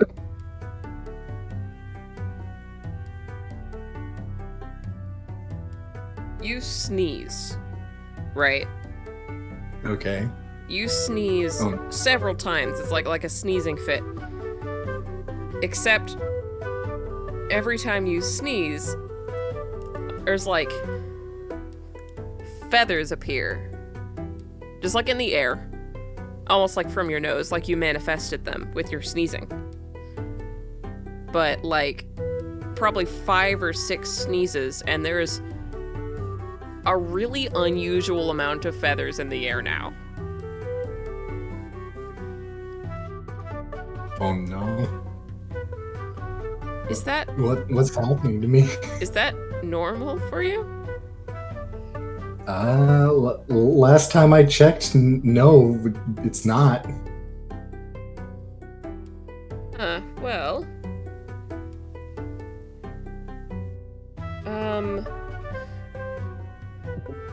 Why don't we go ask Agnes? She of all people should know, right? Yeah, she does tend to know a lot. So let's head over to her. So you guys can see from the window, Agnes is about here. She's been sitting like watching you and the boys play. Alright. I'll head out and go to her. Well, hello, sweetheart. How are you doing? Just come to visit me. Granny Agnes, I gotta ask. Is it normal to be sneezing out feathers? What?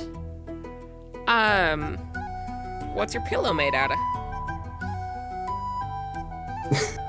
No, like, the feathers, they're just appearing. I know for a fact I don't have any in my nose, but it's just like, it's like as if poof. Huh, well. don't we go find your parents? Because I seem to remember... Do you remember your grandfather, boy? I can't say I do, unfortunately. Yeah, he died before you were born, unfortunately. But Out of far as character. I How am I remember... supposed to... What now? I was just gonna say, out of character, how the hell am I supposed to remember him then?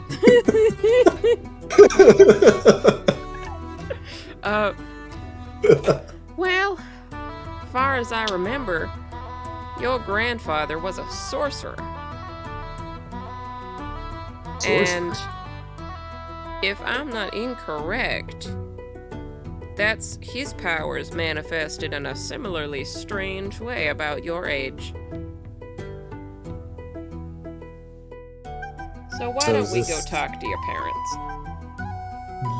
Yeah, they might know a bit more about that. All right, I'll send you over. I'll come with you. Let's go. And she starts lumbering off with her cane. Your parents are over here. Nyong. Nyom. And as soon as you get over there, Agnes is like, well, I gotta tell ya, your son is telling me that he just sneezed feathers out of his nose. Your parents just look quizzically at you. So, yeah, like I told Granny, I was playing with the kids, and then when we went over to the table, I just had like a rapid succession of sneezes, and feathers just kind of poofed into my face. Like they were just appearing. Your parents share a look. It's like, you know those looks that parents give each other? Like It's look one of concern kind those. Yeah, it's like it's a look. And your mother says, that sounds very similar to what my father told me about when his powers manifested. Yeah, Granny Agnes said that he was a sorcerer. Yes, and not a weak one at that. Oh dear, this could prove troublesome. What do you mean troublesome? Well, you see, the nature of a fey creature such as we seem to be is that our magic is wilder when we have it. And unfortunately often, well, that's what happened to your grandfather. Because I know he left us before I was born. Do I Yes, have anything to worry about? I'm not sure. You will have to learn to keep your powers under control if you are indeed a sorcerer. Because it was a fault of his powers that caused his death. I see. Well, I'll do my best to try and keep him under control. Your mom smiles at you and puts like a hand on your shoulder and says, I'm sure you'll figure it out. You've got us by your side after all. Thanks, Ma.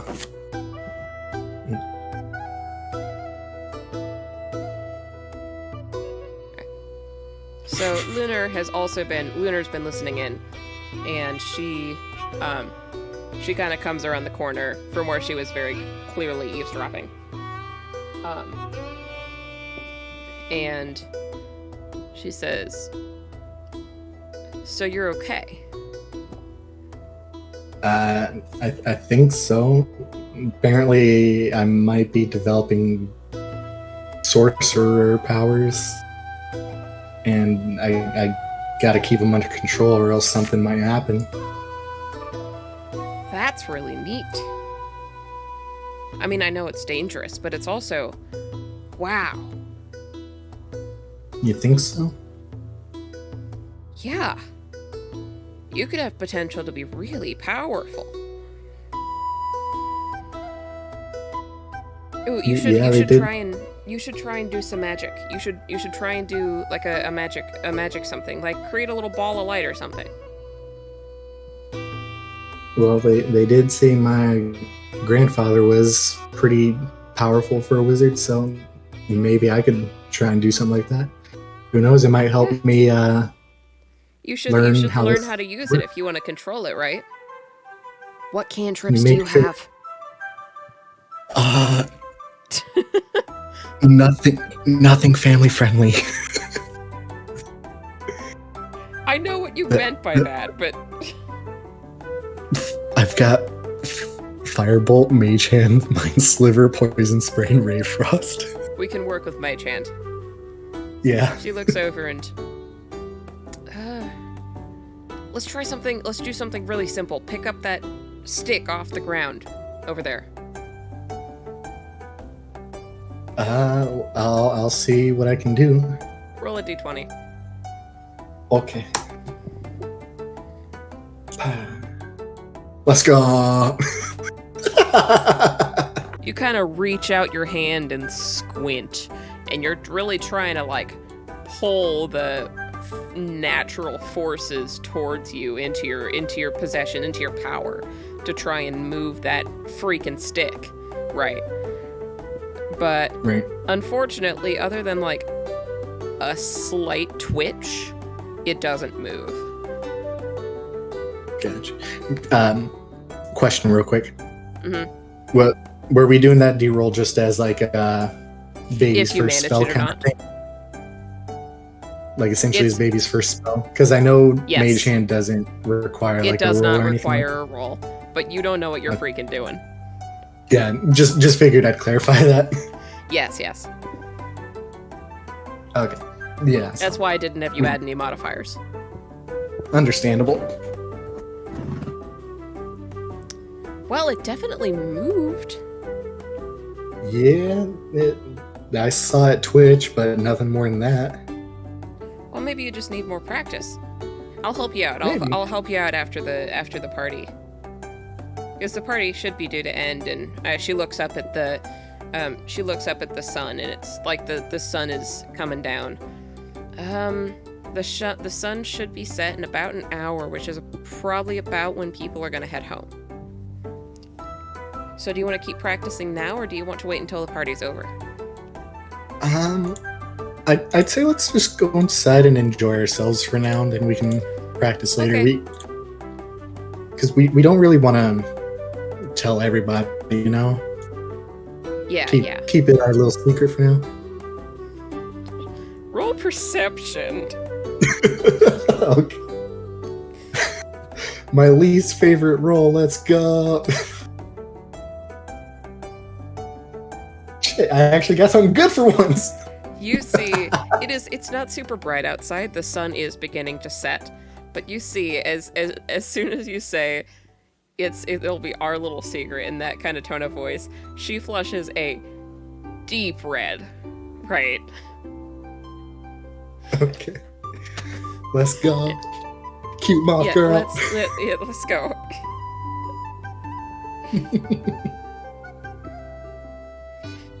You guys go back in. You guys you want to eat cake, you want to eat food, you can do whatever you like.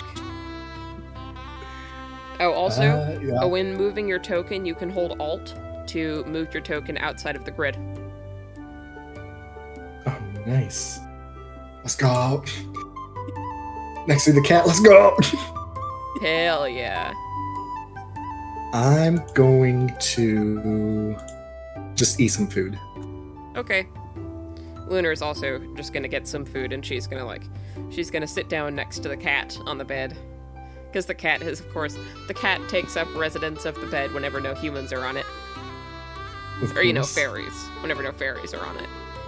Yeah, and I like it like right here next to the cat and her. Yeah. You guys just So eat it's- in peace. Cat me, her cat. cat girl? No, I said cat me, her cat. Yeah. Cat her. Yes. Cat girl. Cat girl. Yeah. So people start filtering out. The sun is beginning to set. You can see the sunset through the windows, and like the couple with the triplets were the first to leave, of course, because triplets, 4-year-olds, and the gays and Annie are next, and then it's just Nancy and Agnes that's left over. And Agnes stops by and says, "Well, I hope you keep yourself safe, sonny boy." Do my best, Granny. Thank you Well, for I trust helping me. I figured it out. No problem. I trust you, and I trust your parents, so I know you'll be okay. And she gives you a mysterious smile and walks off. Oh, I like that. And then Nancy comes and looks over at Lunar and says, "Are you going to be staying?" And Lunar looks over at you, asking for confirmation. Would you like to stay, Lunar? For a bit, probably. I'll go back and sleep in my house, but, Okay. Then, yes, Mother. And Nancy nods and leaves. Well, the party's over. Do you want to go back and try and practice for a little bit before heading to bed? I know it's a bit earlier than I usually head to bed, but I'm pretty tired after that party. Yeah, let's give it about an hour or so, and then we'll go back in. Okay. So you want to just try and pick up that stick again? Yeah, let's give it a shot.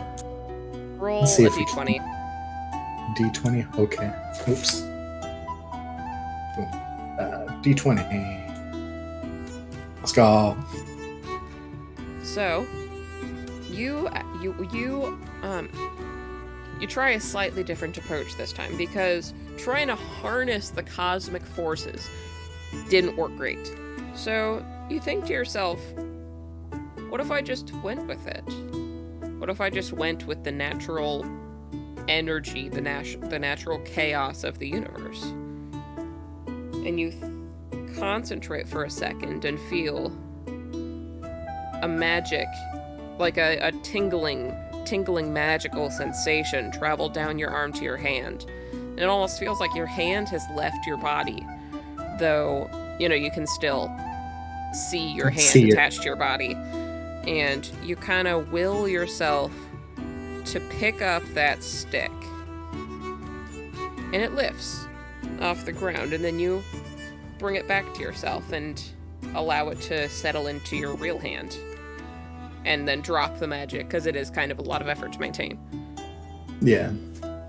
And you're both just kind of left staring at the stick in your hand that you just picked up from 20 feet away. I turned to her in a bit of a nervous excitement. So, I got the stick. You got the stick. Roll a Constitution saving throw. Okay. Constitution was also a D20, right? Yes. Everything's a D20 except damage. Okay, just had to make sure. Yep, don't worry. I know this is your first time playing D&D. Yeah, so you do not pass out, but you are exhausted, right? You want nothing more than to go curl up in your soft, warm bed and just go to sleep. You are so tired. So tired I actually break out into a little bit of a sweat. Yeah. Whew. Well, strangely enough, I feel really tired. It feels like something just got sucked out of me. That might be it. I mean, it's your magic. All right. Maybe. Do you need help getting to bed? I think I can manage. All right. Well, give me a holler if you need anything. I'll just be on my way home then, if that's okay. All right, will do. See you tomorrow. See you tomorrow. And she like reaches her arms out for a hug. Yeah, I'll go to hug her. Yeah. She holds you pretty tightly for a second and then lets go and smiles. Says, I'll see you tomorrow. All right, take care and have a good night. Have a good night. So. And I'll just watch her. She leaves a bit. Yep. Watching her walk away. Yep. Then I'll just go crawl into bed with my Yep. trauma building. Your fancy magic. God, Oh, I yeah. love. Oh, that's gonna go so well for you. Oh God, I man. hope so. Oh boy, oh Moth man. waifu. So, 2 more years pass. You are 20 years old. Alright, and Lunar is 19. That's And cool. I am actually going to start this not in the morning, but in the middle of the day. Okay. And you are in that same forest you went to all those years ago. You are in that same forest that you were in all those years ago, practicing magic. As it turns out, Lunar's father is not in the picture, and you're now, both of you are pretty sure that he was also a sorcerer because her powers manifested about a year after yours did. So so you guys frequently practice magic in the woods outside the town. Nice. Oh, is your token over here? There's your token. Yeah. All right. I'll put them right here, just I right in was the middle. zoomed in too far. Yeah. Oh. So Oh, that is not the middle. it's fine. It's fine. You guys are having a bit of a mild spar in the woods, right? Because you both know Okay. some very minor combat magic now, and Lunar knows how to heal. So Nice. even if you do manage to accidentally hurt each other, she just can fix it. Though there also have been a couple of times in the early days of you guys learning magic where one of you accidentally hurt the other, and Lunar put too much of her energy into healing, and you had to carry her home. That happened probably 3 times. Makes sense. So,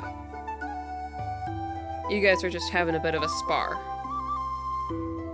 Would you like to start? It's Yeah, like I'll go ahead. it's like play wrestling but with magic. Nothing is intended to hurt. Gotcha. So I will send out a silly little firebolt. Okay. Just not intending to hit her or anything like that.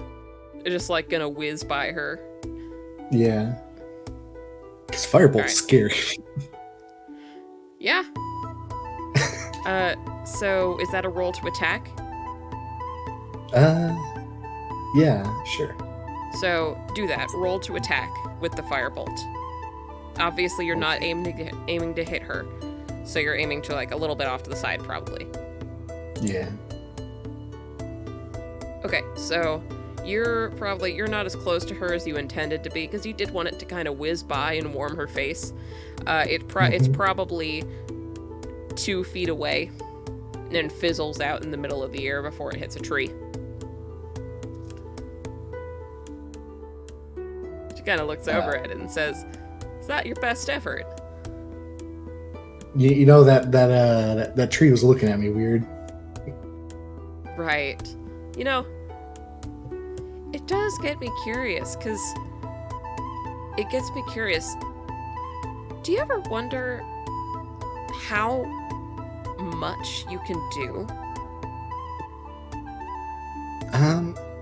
Because you're more powerful than I am, so it makes me wonder, or like, how much could we do together if we combined our powers?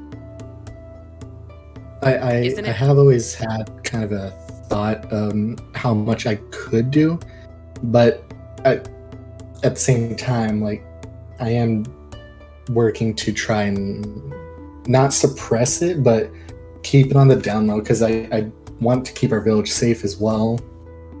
Right. I mean, if you get more powerful, you could protect it. I'm sorry. Again. What? Oh, if you get more powerful, you could protect it. I could, but we rarely see any threats these days, so I feel like these little spells that I know now would be more than enough to protect us. True, that is, you know, if you aim well, that fire spell that you've got is quite the stunner. Yeah. And your healing, it can take care of a lot of injuries around the place, even if it's just workload injuries. Yeah, I suppose so.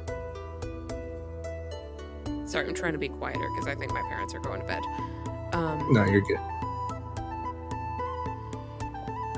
Yeah.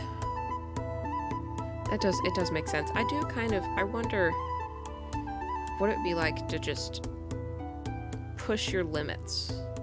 You know, push my limits. See what's possible. Well, I don't know about my spells, because since they're more focused on hurting things, but Yeah. we can, if you want to let loose a little bit, we can go ahead and give it a try. I don't want to risk you getting hurt. You know I'm made of tougher stuff. Besides, you've got healing. If you hurt me, you could always just heal me back up. True. Well, So, you want to give it a go? sure. On the count of 3? Sure. Alright. So, on the count of 3, what's going to happen is I'm going to have you roll a d100. Okay. 1, 2. 3. Oh no. So, Oh no. so both of you. So you're not sure. You're not sure what Lunar does because you're focusing on yourself. But you pretty much close your eyes and, like, you know, that the tingling well of energy that's just kind of inside you at all times. You just kind of take off the cap on it and let it free. You're kind of trying to aim for, like, the opposite direction of you two, but Yeah. And away from the village.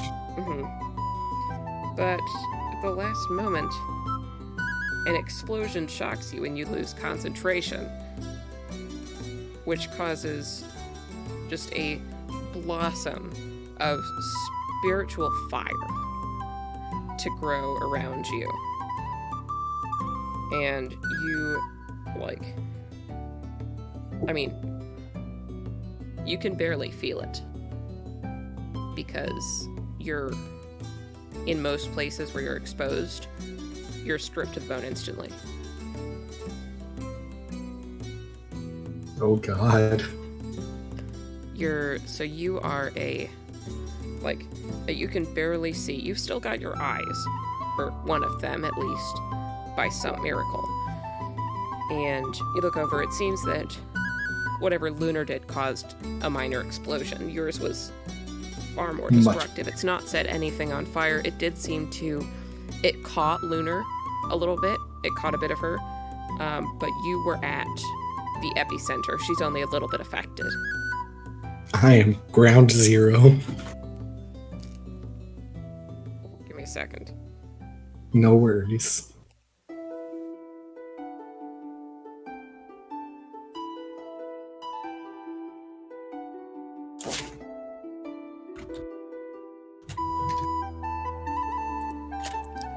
I just gotta be quiet.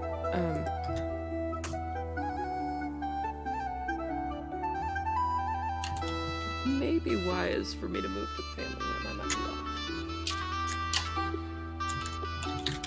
that. Stand by. About to be awkward moving sounds. No worries.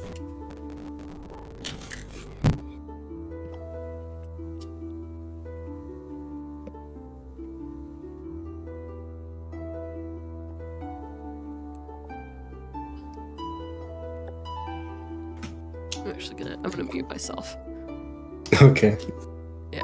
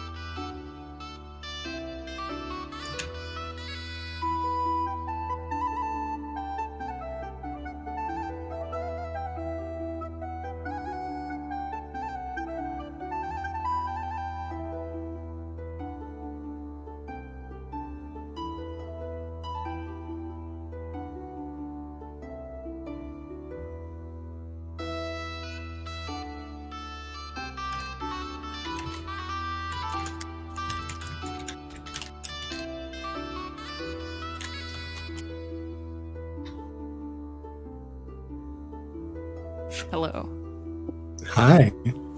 I am sat at the dining room table. Nice. Hell I'm just in one of my discords, and I'm just like, long story short, in my very first DnD session, man, I'm dead. So anyways, you knew this was gonna happen. So Yeah. yeah. There's my dog, he's sniffing around. Hi baby. Hi Apollo. You like these creatures. Baby talking my dog ASMR. Love it. Gotta have Spoiler more of alert. it. Spoiler alert, he does like the scritches. You guys could probably hear him shaking. Yeah. Yes, his name is Apollo and he's my favorite boy. Yeah, sorry, Moth. That's a good boy. No, you're good. No, I was joking because he's my favorite boy. Like, anyways. That's I'm your favorite moth, so there you go. True. Alright, so we were in the middle of me being Yes, just you pure bone. just got blown up. Yeah, my mom interrupted us at the most inconvenient time, but it is funny. You know, Murphy's Law, right? So, you are pretty much, you know, like, you are pretty much limbless. Yeah. You still got, like, you know, your head was mostly spared because the epicenter was at your feet. So you're pretty much, you're just kind of, you're laying there. You're not even, like, you don't even have enough mental functioning left to register the fact that you're in pain. What is he? Okay. He's getting comfy on the couch. Like, pretty much all of the nerves that have been damaged are dead. Like, you have barely any flesh left. You are nasty. You look like one of those guys inside of the Five Nights at Freddy's suits. Oh no. No, don't call me William Afton. I always come back. Oh my gosh. I haven't even played Five Nights at Freddy's. I don't even know why I use that reference. Anyways, I just know jokes. what? Anyways. Yeah. So immediately, like, Lunar also appears to be somewhat injured, but she comes running over to you and she's like, no, I can't fix this. She's kind of just sat there frozen.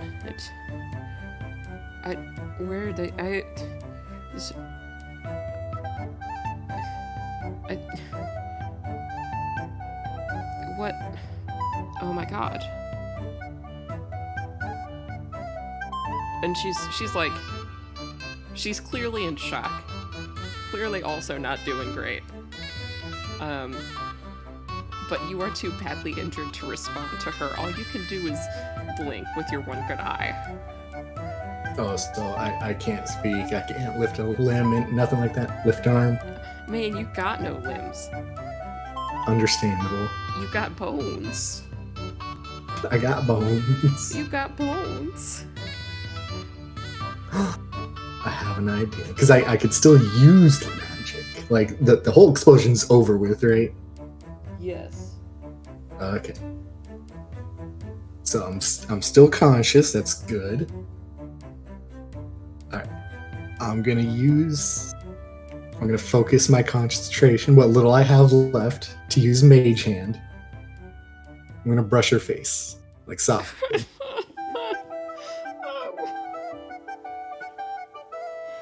Oh my god. You do that, and she feels like a phantom hand on her face just caress her cheek, and just tears start streaming down her face, down her cheeks. Like she is just sobbing, and still sobbing, she picks you up and kind of cradles you in her arms. You look like you're light enough now that she can do this pretty much without effort, and she's like, I have to fix you. I can't just... We can fix him. Make him better. Fault. This is my fault. I can't just... If I hadn't suggested this... And she flares her wings behind her, and... Just hang on, okay? I'm taking you to a city. They'll be able to help you there. And that is the last thing you hear before you pass the hell out. Stop. Man, I'm dead. Yeah, you might be a little dead. You do have... It seems that she's unconsciously putting magic into keeping you alive. And also your body is, of course. So you do experience like brief moments of consciousness throughout the journey. She's like, there's a lot of flying with you in her arms. And she lands in a city around the town hall. You're awake for that, and you're awake for when somebody in charge tells her, somebody in charge is like, we can't help you. And she argues and tries to find somebody who will help you. And somebody else in charge finally comes up and says, you know what? There might be something we can do for him. And the world goes black again, of course, because you're still dead. But you experience, over an undisclosed amount of time, you experience just various random bursts of consciousness of things that you can't explain. Things like a room all clean and gray, with tables and tiny knives and tweezers.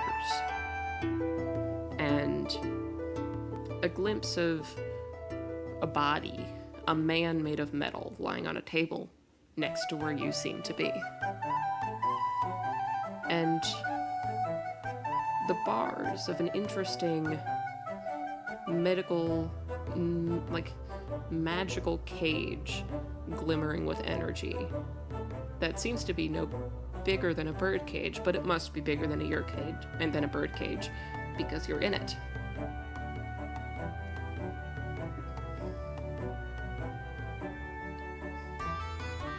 And eventually, you properly wake up.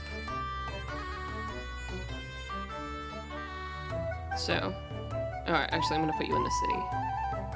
Okay. I don't have a map for the lab, but I have the map for the city. Bursting. And you are... It's nice. Did I ever put this on the... Let's go. Outskirts, let's go. Yeah, you're right there. I'll put your token down. Okay.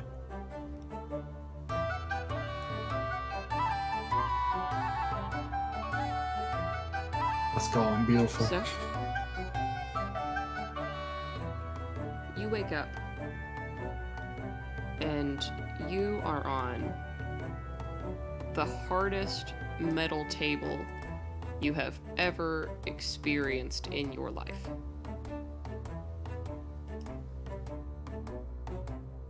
Right.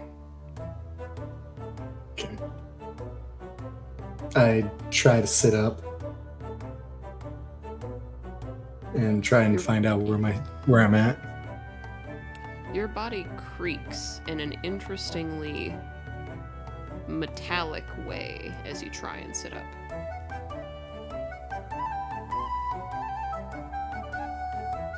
Do you tell me what you do? Do you look around at yourself? I first look around, find out where I'm at. It's in that gray room that you caught glimpses of earlier. Like the very clean gray room with like the, what looks to be like an empty magical bird cage over to your left. And just a couple of other things that look like, like vials of mysterious fluid. And Mystery. Love it. yeah, mystery juice, airport jungle juice. I love it. Yeah, just mysterious juice of different colors, and the table you're sitting on, you feel it's incredibly hard, probably metal. So much metal around you, you've never seen so much metal in one place before. After looking around, I look down at my limbs because I remember not being able to feel them. Well, you have limbs. That's a good thing. Let's go. You do. I love limbs. You are in possession of limbs. I'm no longer However- limbless. However, they are made out of metal. Oh, In fact, as you kind of you roam your hands over yourself, like touching yourself to see, like if there's any bits of you left. You're metal. Everything clanks and bonks. Nothing's squishy. It's all metal. Plating. It's like you can. It's like there's some give to it, but it's more like a metal plate squishing down on something slightly softer. It's all metal.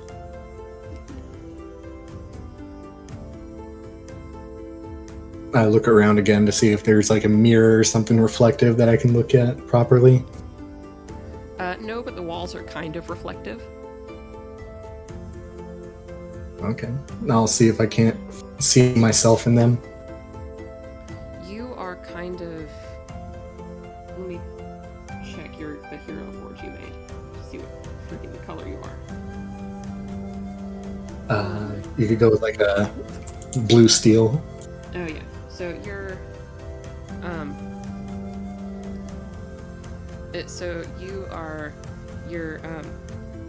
You seem to be made of primarily a bluish steel, like a bluish, like a silver blue metal, and it's like it does seem to be all you're made of, except for the fact that your eyes are a glowing bright yellow.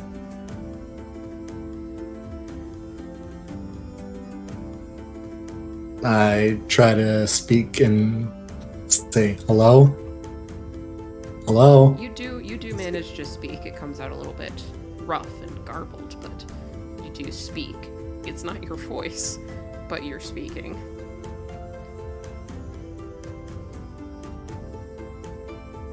I try to be a bit louder, see if I can get anybody. Just a little bit more worry in my voice. Pretty much as soon as you say that, you hear something fall and crash from the other room, and then somebody comes running in, and you actually see it's somebody comes running in, opens the door and like slams it open. They're like, "You're awake." Where am I? Well, you're in Kaiton, in the city of Alberdine. Where's Lunar? I'm sorry, I'm not familiar with that name. The one who brought me here. Where is she? Oh, recognition flashes in their eyes. You can see, looking a little closer, this scientist person, very young, probably about your age. Is like recognition flashes in their eyes, and they're like, "Oh, she went back home."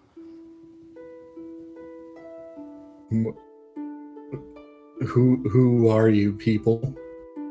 Oh, that is so silly of me. I haven't introduced myself. They kind of bow when they say, "My name is Flint. I'm a scientist here. I've been transferred here from Balor because Balor doesn't have the resources that Kaiton has. It's very nice to meet you.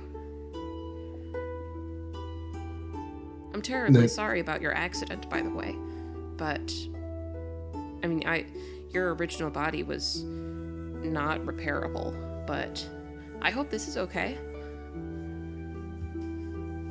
What am I? What have you made me? We don't really have a name for it yet, but it's a series of experiments that we've been working on. You're not the first, if that's any comfort to you. We've made others. You were the first to have not a fully artificial soul.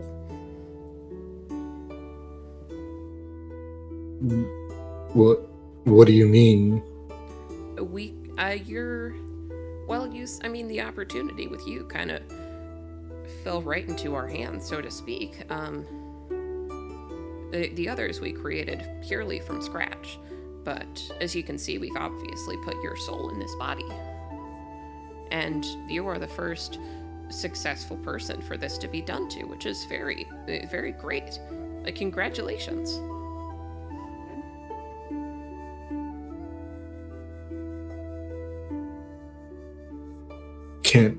Am I able to leave? I need to find Lunar. You could probably leave. I want to look over you first to make sure that you're doing okay and you don't have any joint issues. Joints are really difficult. If you ever tried to make a metal doll or something, joints are difficult, especially to get fully articulated. But anyways, we gotta check out your joints and check out that your soul has fully accepted this new body, so that you don't just drop dead in the middle of the street, because that wouldn't be ideal. I think you can agree. I see. Well, you can do your you can do your tests in, but I would like to leave as soon as possible. Okay. I can give you directions back. I can give you directions back to the area I believe you came from if you'd like. From my understanding, you were almost entirely unconscious on the way over. Please, if you don't mind. I don't at all. Just do try and check back with me every so often if you wouldn't mind. I'd love to see how you're doing. Okay.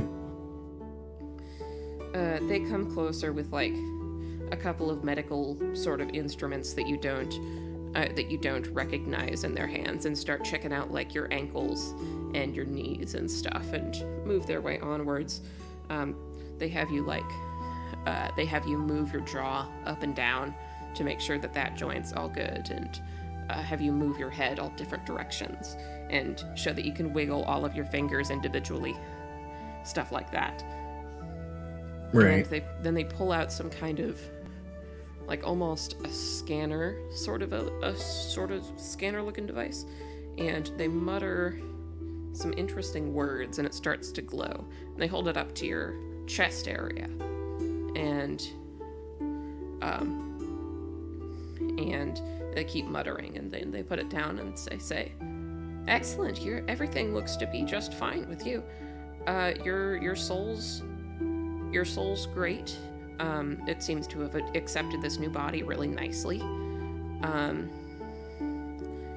Yeah, I'm sure that you should go back now. I'm sure Lunar will be glad to see you after all this time." Okay. I have one more question. What of my magic? Do you happen to know anything about what put me in this state to begin with? It was, from what your friend told us, it was a wild magic incident. You were a fairy, correct? Yes. Fairies hail originally from Wyrna, and as such, as of many races that come from Wyrna, the bugbears are one. They don't always have magic, but it's more common in them, and when they have it, it's volatile. It was a wild magic incident. It sounds you pushed yourself too far and let yourself go. And unfortunately, you didn't live to tell the tale. I see. And so my Luna's family... fine, by the way. We checked her over. She had some mild burns and a couple of broken bones from her own wild magic incident. But she is fine. That's good to hear. I'm glad she's okay. So my whole village most likely thinks I'm dead. Well, I'm sure she probably told them what happened. I'm sure they weren't pleased, but I think she probably told them what happened. So they might still be holding out hope. I see. Well, would you mind pointing me the right way? Sure. They lead you outside and pull a map out of one of their pockets, because they're wearing like a lab cloak. It's got a lot of pockets in it. And they pull out a map from a pocket and point at a circle on the map and say, "This is where we are. From what I believe she told us, you guys," and they pointed a place a bit northwest. "You guys are here." I see. So that would be, and they spin around a little bit looking at the sun and the sun's direction. That would be that way. Unfortunately, you don't have your wings, so it's probably going to be a bit of a slower experience than it would have been normally, unfortunately. As much as wings would be very, very interesting to put on an automaton like yourself. Or I guess I wonder if you could be considered an automaton, because you have a real living soul. I'll think on it. As much as it would be very fascinating to have wings on you, you're just too heavy now. I chuckle in the little darkly. Well, can't be considered fairy anymore, I suppose. Unfortunately, probably not. You're still a fairy at heart, though. So, what do you call these automatons that you've created? Well, we've mostly been referring to them by, their subject number. We don't have very many of them yet, but unfortunately, many of them are built for combat.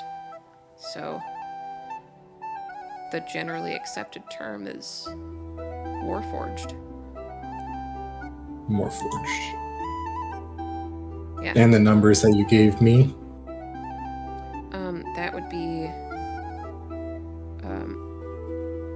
That would be your numbers were 049. See. Yes, you are the 49th iteration.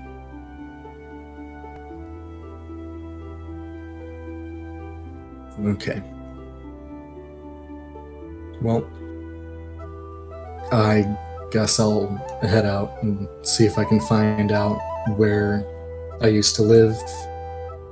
See if everybody's okay. All right. Well, I wish you the best of luck, and I do hope you remember to check in with me pretty soon. I just want to, and remember, Yes, you can always come back here if something goes wrong. Yes, I'll see what I can do. All right. Just ask for Flint. I'm afraid that I will probably be the kindest. I was not the one who named the Warforged, but those that did, they work here too. I see. It was really nice meeting you. And to you as well, and I thank you for your hospitality. Of course. Have a lovely travel home. Thank you. Now I'll go ahead and head out the way he pointed out. All right. Man, I just realized I'm gonna get back there and I'm gonna be fucking massive. Yeah, because, like, fairies are, like, 2 to 3 feet. Oh, 2 to 3 feet?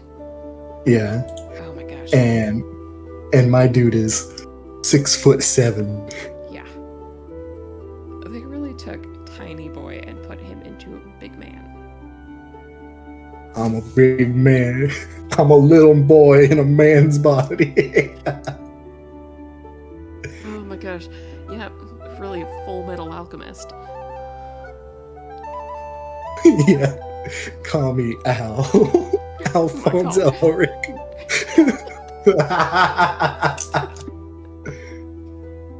Oh my gosh. You're the big brother.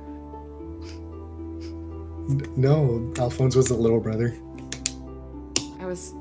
Okay. Oh, you were trying to do something else? You remember that it was the running joke in the show, right? Oh, yeah. I'm gonna be honest, I thought you just genuinely forgot. I'm just like, No. Look, I haven't watched that whole anime, but I watched enough. I watched enough to be traumatized. You know what? Understand. Oh, you saw the dog. I saw the dog and what Envy did to that poor guy. Oh man. Yeah. Oh, Hughes. Yeah, him. Man, that was a joint effort. That was Hughes and Lust. Or sorry, that was Envy and Lust. Yeah. Look. Lust. I'm gonna give Lust that is a no from me. She got what she had coming. I haven't watched. I still need to watch the rest of that anime. I've been meaning to for several years. It's a good anime. Yeah. But both versions are great. I hear that we don't like the one that's not Brotherhood as much. 2003 Full Metal. Yeah. It's great. It doesn't follow the manga at all because it came out when it was still in development. But like its own story, it was great as is. Anyways, back to the forest we go. Alright, so you fly. I'm not going to make you roll for because it would be such a pain to have you get lost. Oh my god, such a pain. You mean I walk, right? I'm going to have you. Nope, I'm going to put you back in here. Get this child off my board. Where is he? Where's the boy? He's at the very bottom. There's the boy. Get him off my screen. So you come in from the southeast. Also, I put in your name right? Yeah. Okay. So, you come in from there and immediately everything looks tiny. Like, the houses, you're pretty much as big as the houses. You know? Right. These houses cannot be more than 7 feet tall, at the highest. It's ridiculous. But that's what happens when you're twice as tall as you used to be. You know? Yeah, it'd be like that, I guess. It'd be like that. It is also the middle of the night. So, yeah. I walk over to where Lunar took me to go stargazing. Okay. Yeah. You see, I'm just gonna put you here. Yeah, You see, I can't before you control get there. this. Oh, you can't. She should be able to. God, let me check. Eventually, yeah.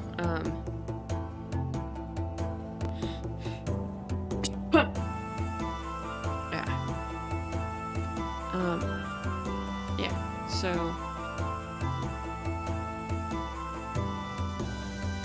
Oh, that's closed. So.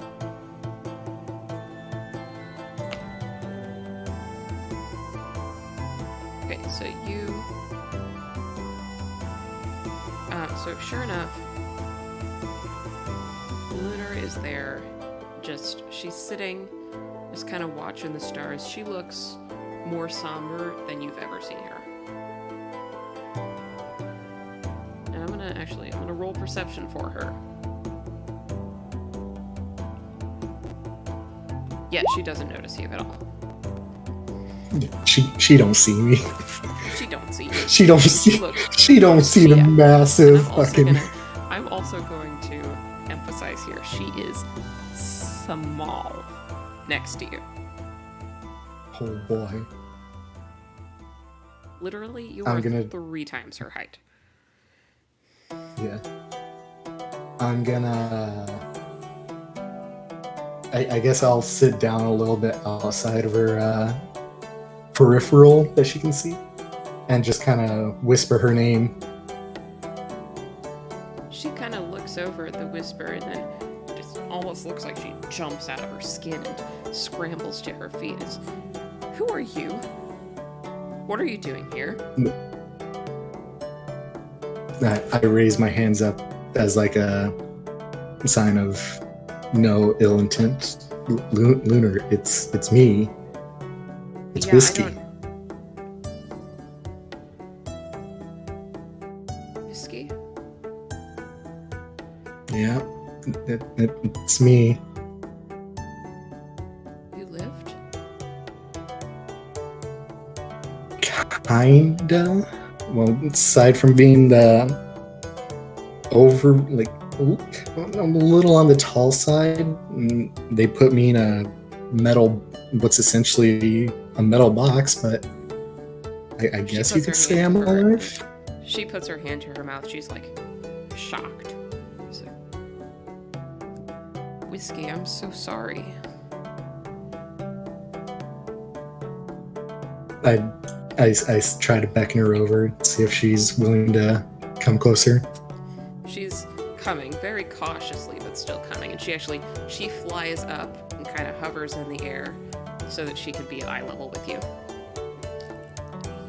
I just kind of gently pat her head with, I guess, a couple of Massive fingers. Yeah. A couple of fingers. That way I don't like overshadow her or anything like that.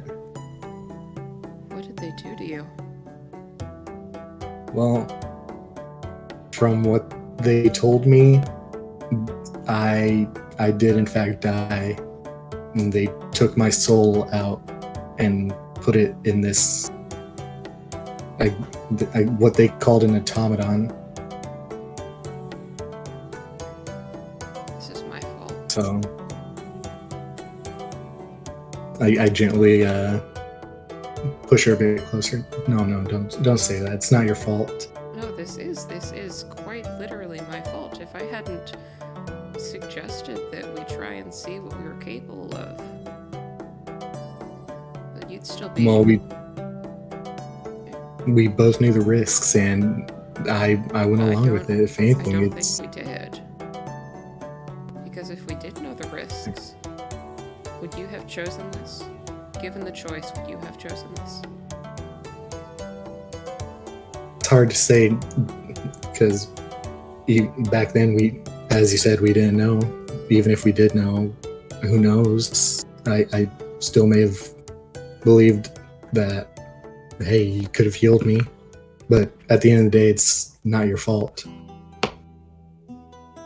She closes her eyes, and you can see a couple of tears slip down her cheeks, and your parents blame me. They pretend they don't, but I can see it in the way they look at me.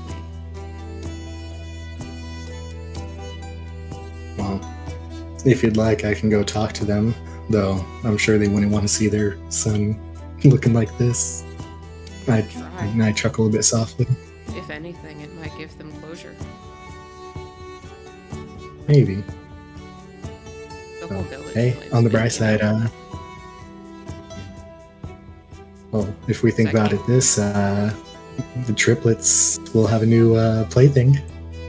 She kind of Have smiles. a little climbing thing to play around on. Yeah, I'm sure they'd love climbing on you like a jungle gym. You're full Maybe. of... She kind of traces her finger along your shoulder and feels one of the seams. You're full of little nooks and crannies.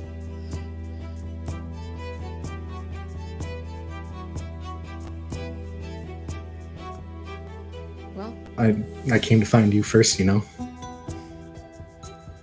Wanted to make sure that you were okay, first and foremost. I am. She lifts a hand, and you can see that. It's scarred. It's been burnt. Like you can see, like between two of her fingers, you can see a clear scar where, like, two of her fingers must have fused together from the fire and then been cut apart. And then she moves her hair from her neck, and you can see going down like the side of her cheek, down her neck, is another burn scar. I didn't come out unscathed, but again, you know, it was my fault, so I Yeah. kind of deserved it. Well, at least you're still as beautiful as ever. Let's go talk to your parents. And she I'm sorry, you cut out. What was that again? Let's go talk to your parents. And I she's think gone. it's not too late. Yeah. She's gone very red. And she's kind of fluttering off towards your old house.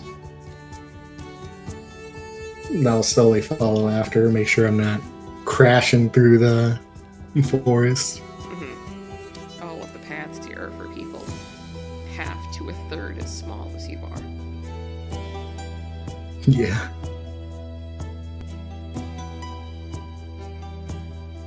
So, yeah. She kind of... Boom. Yeah. So she kind of hesitates and then knocks on your parents' doors, and it's your sister Gwyneth that opens the door first, and you know, totally understandably, she kind of jolts back at the sight of you, and it's like, Lunar? What is this that you've brought to our house? And Lunar just looks at you to explain. It's hard to see through my mechanical face, but I kind of make an awkward smile, sorta, just weakly wave my hand. Hey, Gwyneth.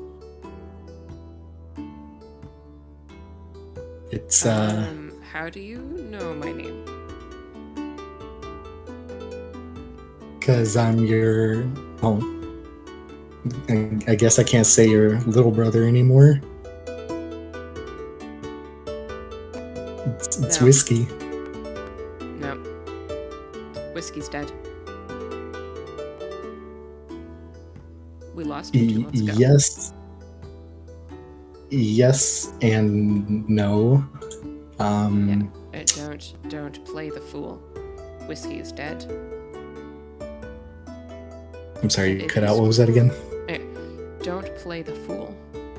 Whiskey is dead, and it is cruel of you to try and pretend that it is not the case. You're lucky I came to the door instead of my parents.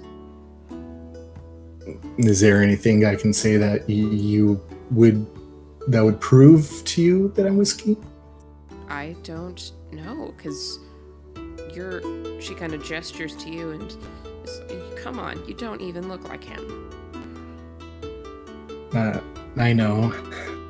And I know it is very unbelievable, but I can tell you 100% that while the body may not be Whiskey, what's inside is. And Lunar kind of nods. She's still got tears all over her face, and she's like, he speaks the truth. I took him to Kaitan as a desperate sort of last-ditch attempt. Do you remember I told you that? And it seems they did this.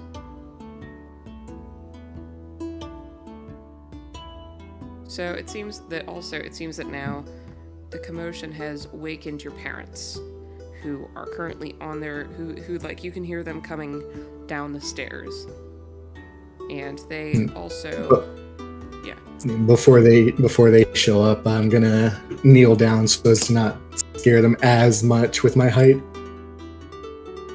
They get down, your father a bit before your mom, and like your father immediately assumes like a defensive stance in front of your mom. It's like, hello? Hey, Dad.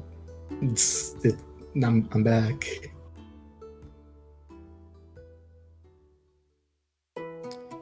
He turns around to go back upstairs.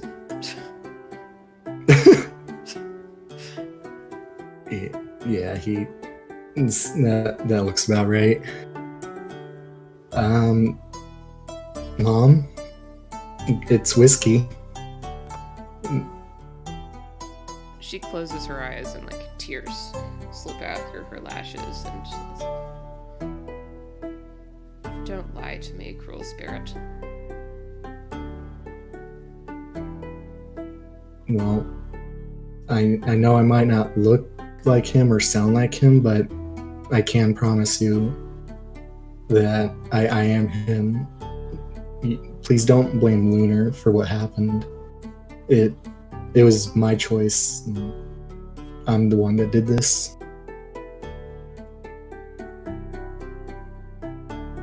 She looks at you and then at Lunar and Gwyneth, who both nod, and also at Fiona, who is now awake and has been watching the commotion. And she looks back at you and she's just like, what are we meant to do with you? Just, I'll be honest. I know I can't live here anymore looking like this. I just want you to know. Even just practically, you're massive. I know. I was rationalizing myself. Maybe I can just live a ways away, just come visit every now and then, play with the kids. But realistically speaking, I know that nobody would truly accept me the way I look now. So I don't know. just Maybe. Why don't I give it time then? This will. We'll talk to people. You can come back and visit at some point. No. Like, you don't have to wait that long. But maybe, but we'll talk but to maybe. people. I know, and I know you guys may eventually come to accept me, but again, but being a weird abomination of magic, weird abomination of magic and metal. Well, if It's not just- metal, we are all abominations of magic. So if anybody will accept you, it will be us. I know, but I think I need time to adjust to this new living environment, so to speak. Well, So I'm thinking I might take off and go on an adventure, see if I can re-find myself. that's, and I just- yeah, totally. And I just came by to. I just wanted to let you know that while I did die, I am back. And I am very much alive. I just wanted to see you guys one more time. She smiles and says, "Thank you." Yeah, you go find yourself or whatever, and we'll talk to everybody else. And when you come back, we'll be more prepared. Maybe Thank we'll you. even have a house in which you can fit in the door. I laugh a little at that. And again, please don't take it out on Lunar. She meant well. She just it was my choice to She let kind of go. sends a guilty look to Lunar. Like she probably didn't realize that she was outwardly blaming Lunar so much. If you don't mind spreading the word with the rest of the village, let them know that I'm okay. And yes, It's the least I can Thank do you. for you. thank you. Maybe, maybe you'll even be able to make a difference out there. None of us are Maybe. able to, we're too small. But with fairy's blood and whatever this is, maybe you'll be able to Yeah. change something for the better. And while I do, I'll do it thinking of my family back home. Thank you, child. And she comes out and kind of really supremely awkwardly hugs your leg because that's all she can freaking reach. And I'll wrap her with one arm gently. Yeah. I like how we're treating them like they're like half an inch or like an inch tall when they're still I like mean- 2 to 3 feet tall. You know how tall 2 to 3 feet tall is? I mean, realistically That's speaking, toddler-sized.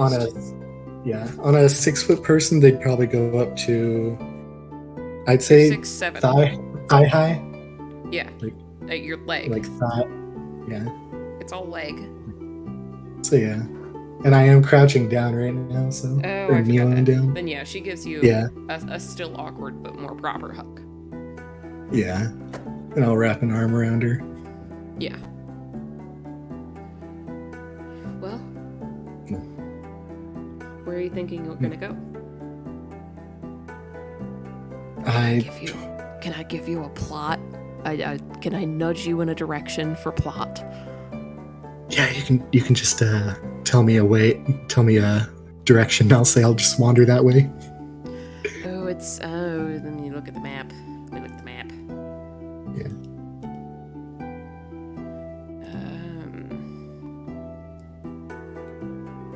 Yeah, you can just say like northwest, east, or south, or something like you're that. Going to head. You're going to head west into Cyan. Okay. Yeah, Ma. I think I'm gonna head westward.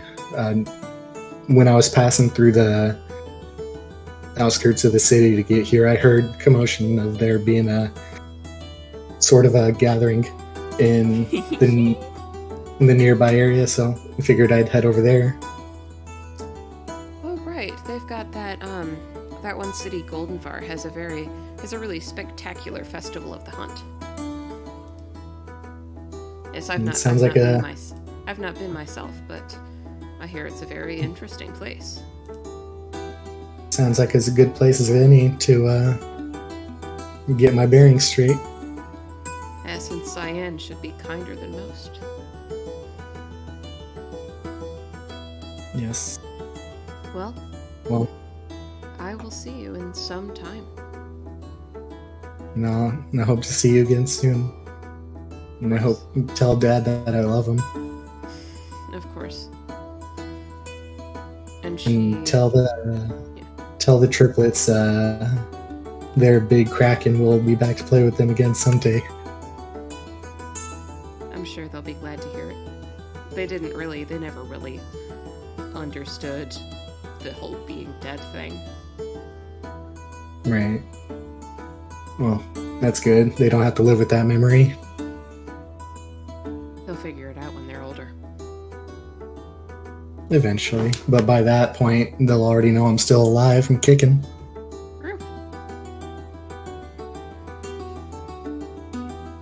Well, I guess I'll let you go back to bed. Yeah. Thank you. Mm. And thank you, Lunar, Hope- for bringing him back to us. And she ushers Gwyneth inside and closes the door.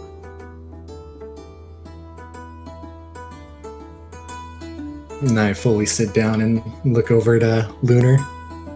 Well, them's the breaks, I guess. Going out on an adventure. You'll be back, though, right? I'll do everything I can to come back to you. If there's anything I can do for you, with what I did to you,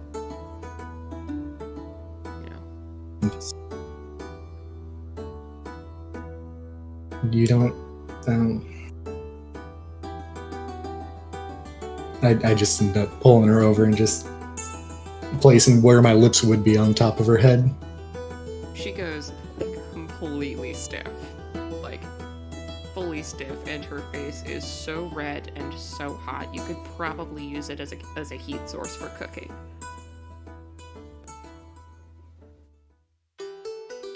Well,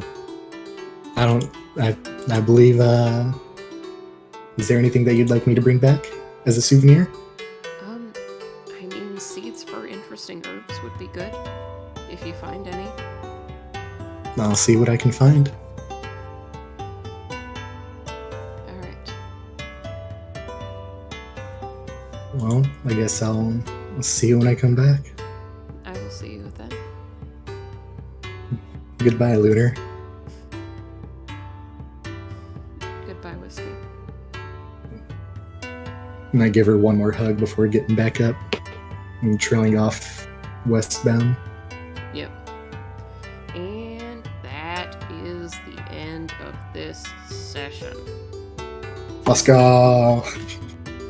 Alright, so I want your honest I've- opinion. I feel like I should have interacted a little bit with Annie, not gonna lie. That's fair.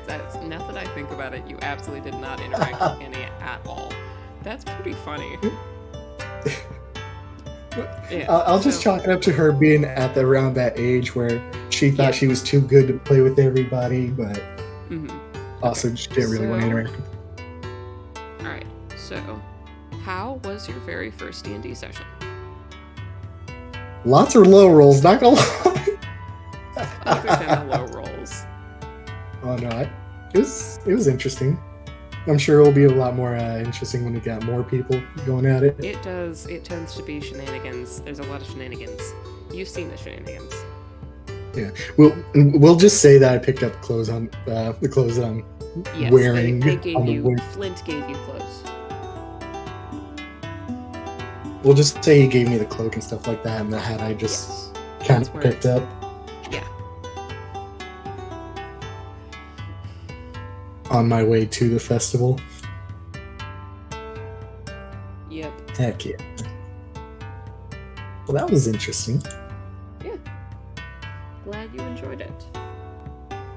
Was there Hopefully, I anything- wasn't Okay. too Was cringe. there anything that you didn't like about it?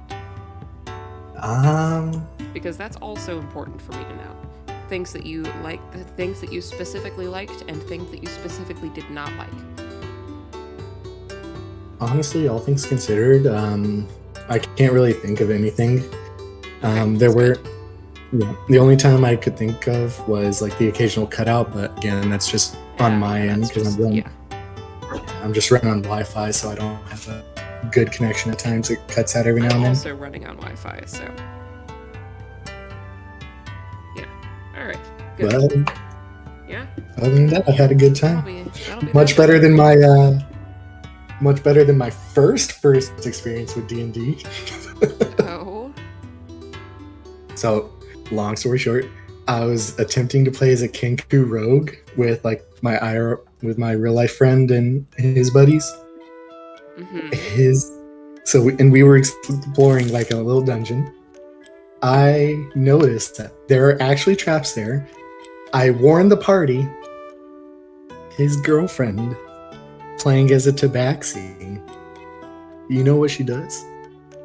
Immediately As trouble with them.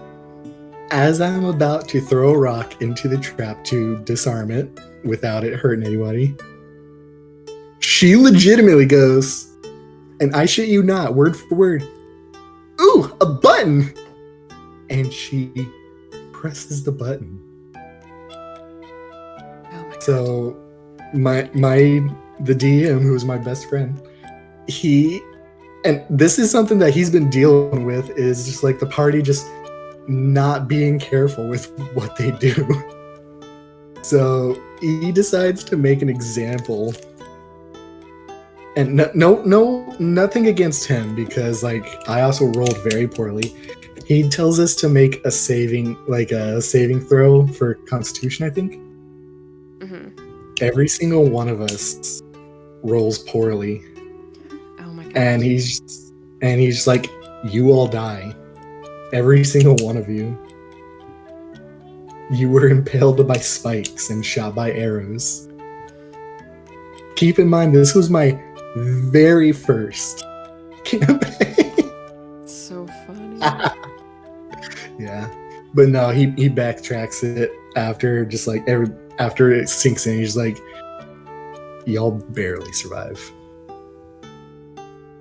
So shit was wacky, man. It do. After that, I ended up just dropping the rogue Kinku and went with a lizard folk fighter, Eldritch Knight, Nice. and bit a pirate's head off. Interesting. Yeah, it was the killing roll, and I decided to be fancy and just be like, "I'm not going to use anymore or anything. I'm just going to roll bite damage," and I rolled a nat 20. Oh my god. That's so funny. Yeah. Also, fuck, Darth is 13. Ugh. Yeah. Apparently. Oh my god. Who gave That's permission crazy. for him to be that young? You're right. Alright. I'm gonna dip. Have See you you later. Real quick, have you seen what I've been posting in fucking robot? Yeah. Mm-hmm. I saw it. Mm-hmm. All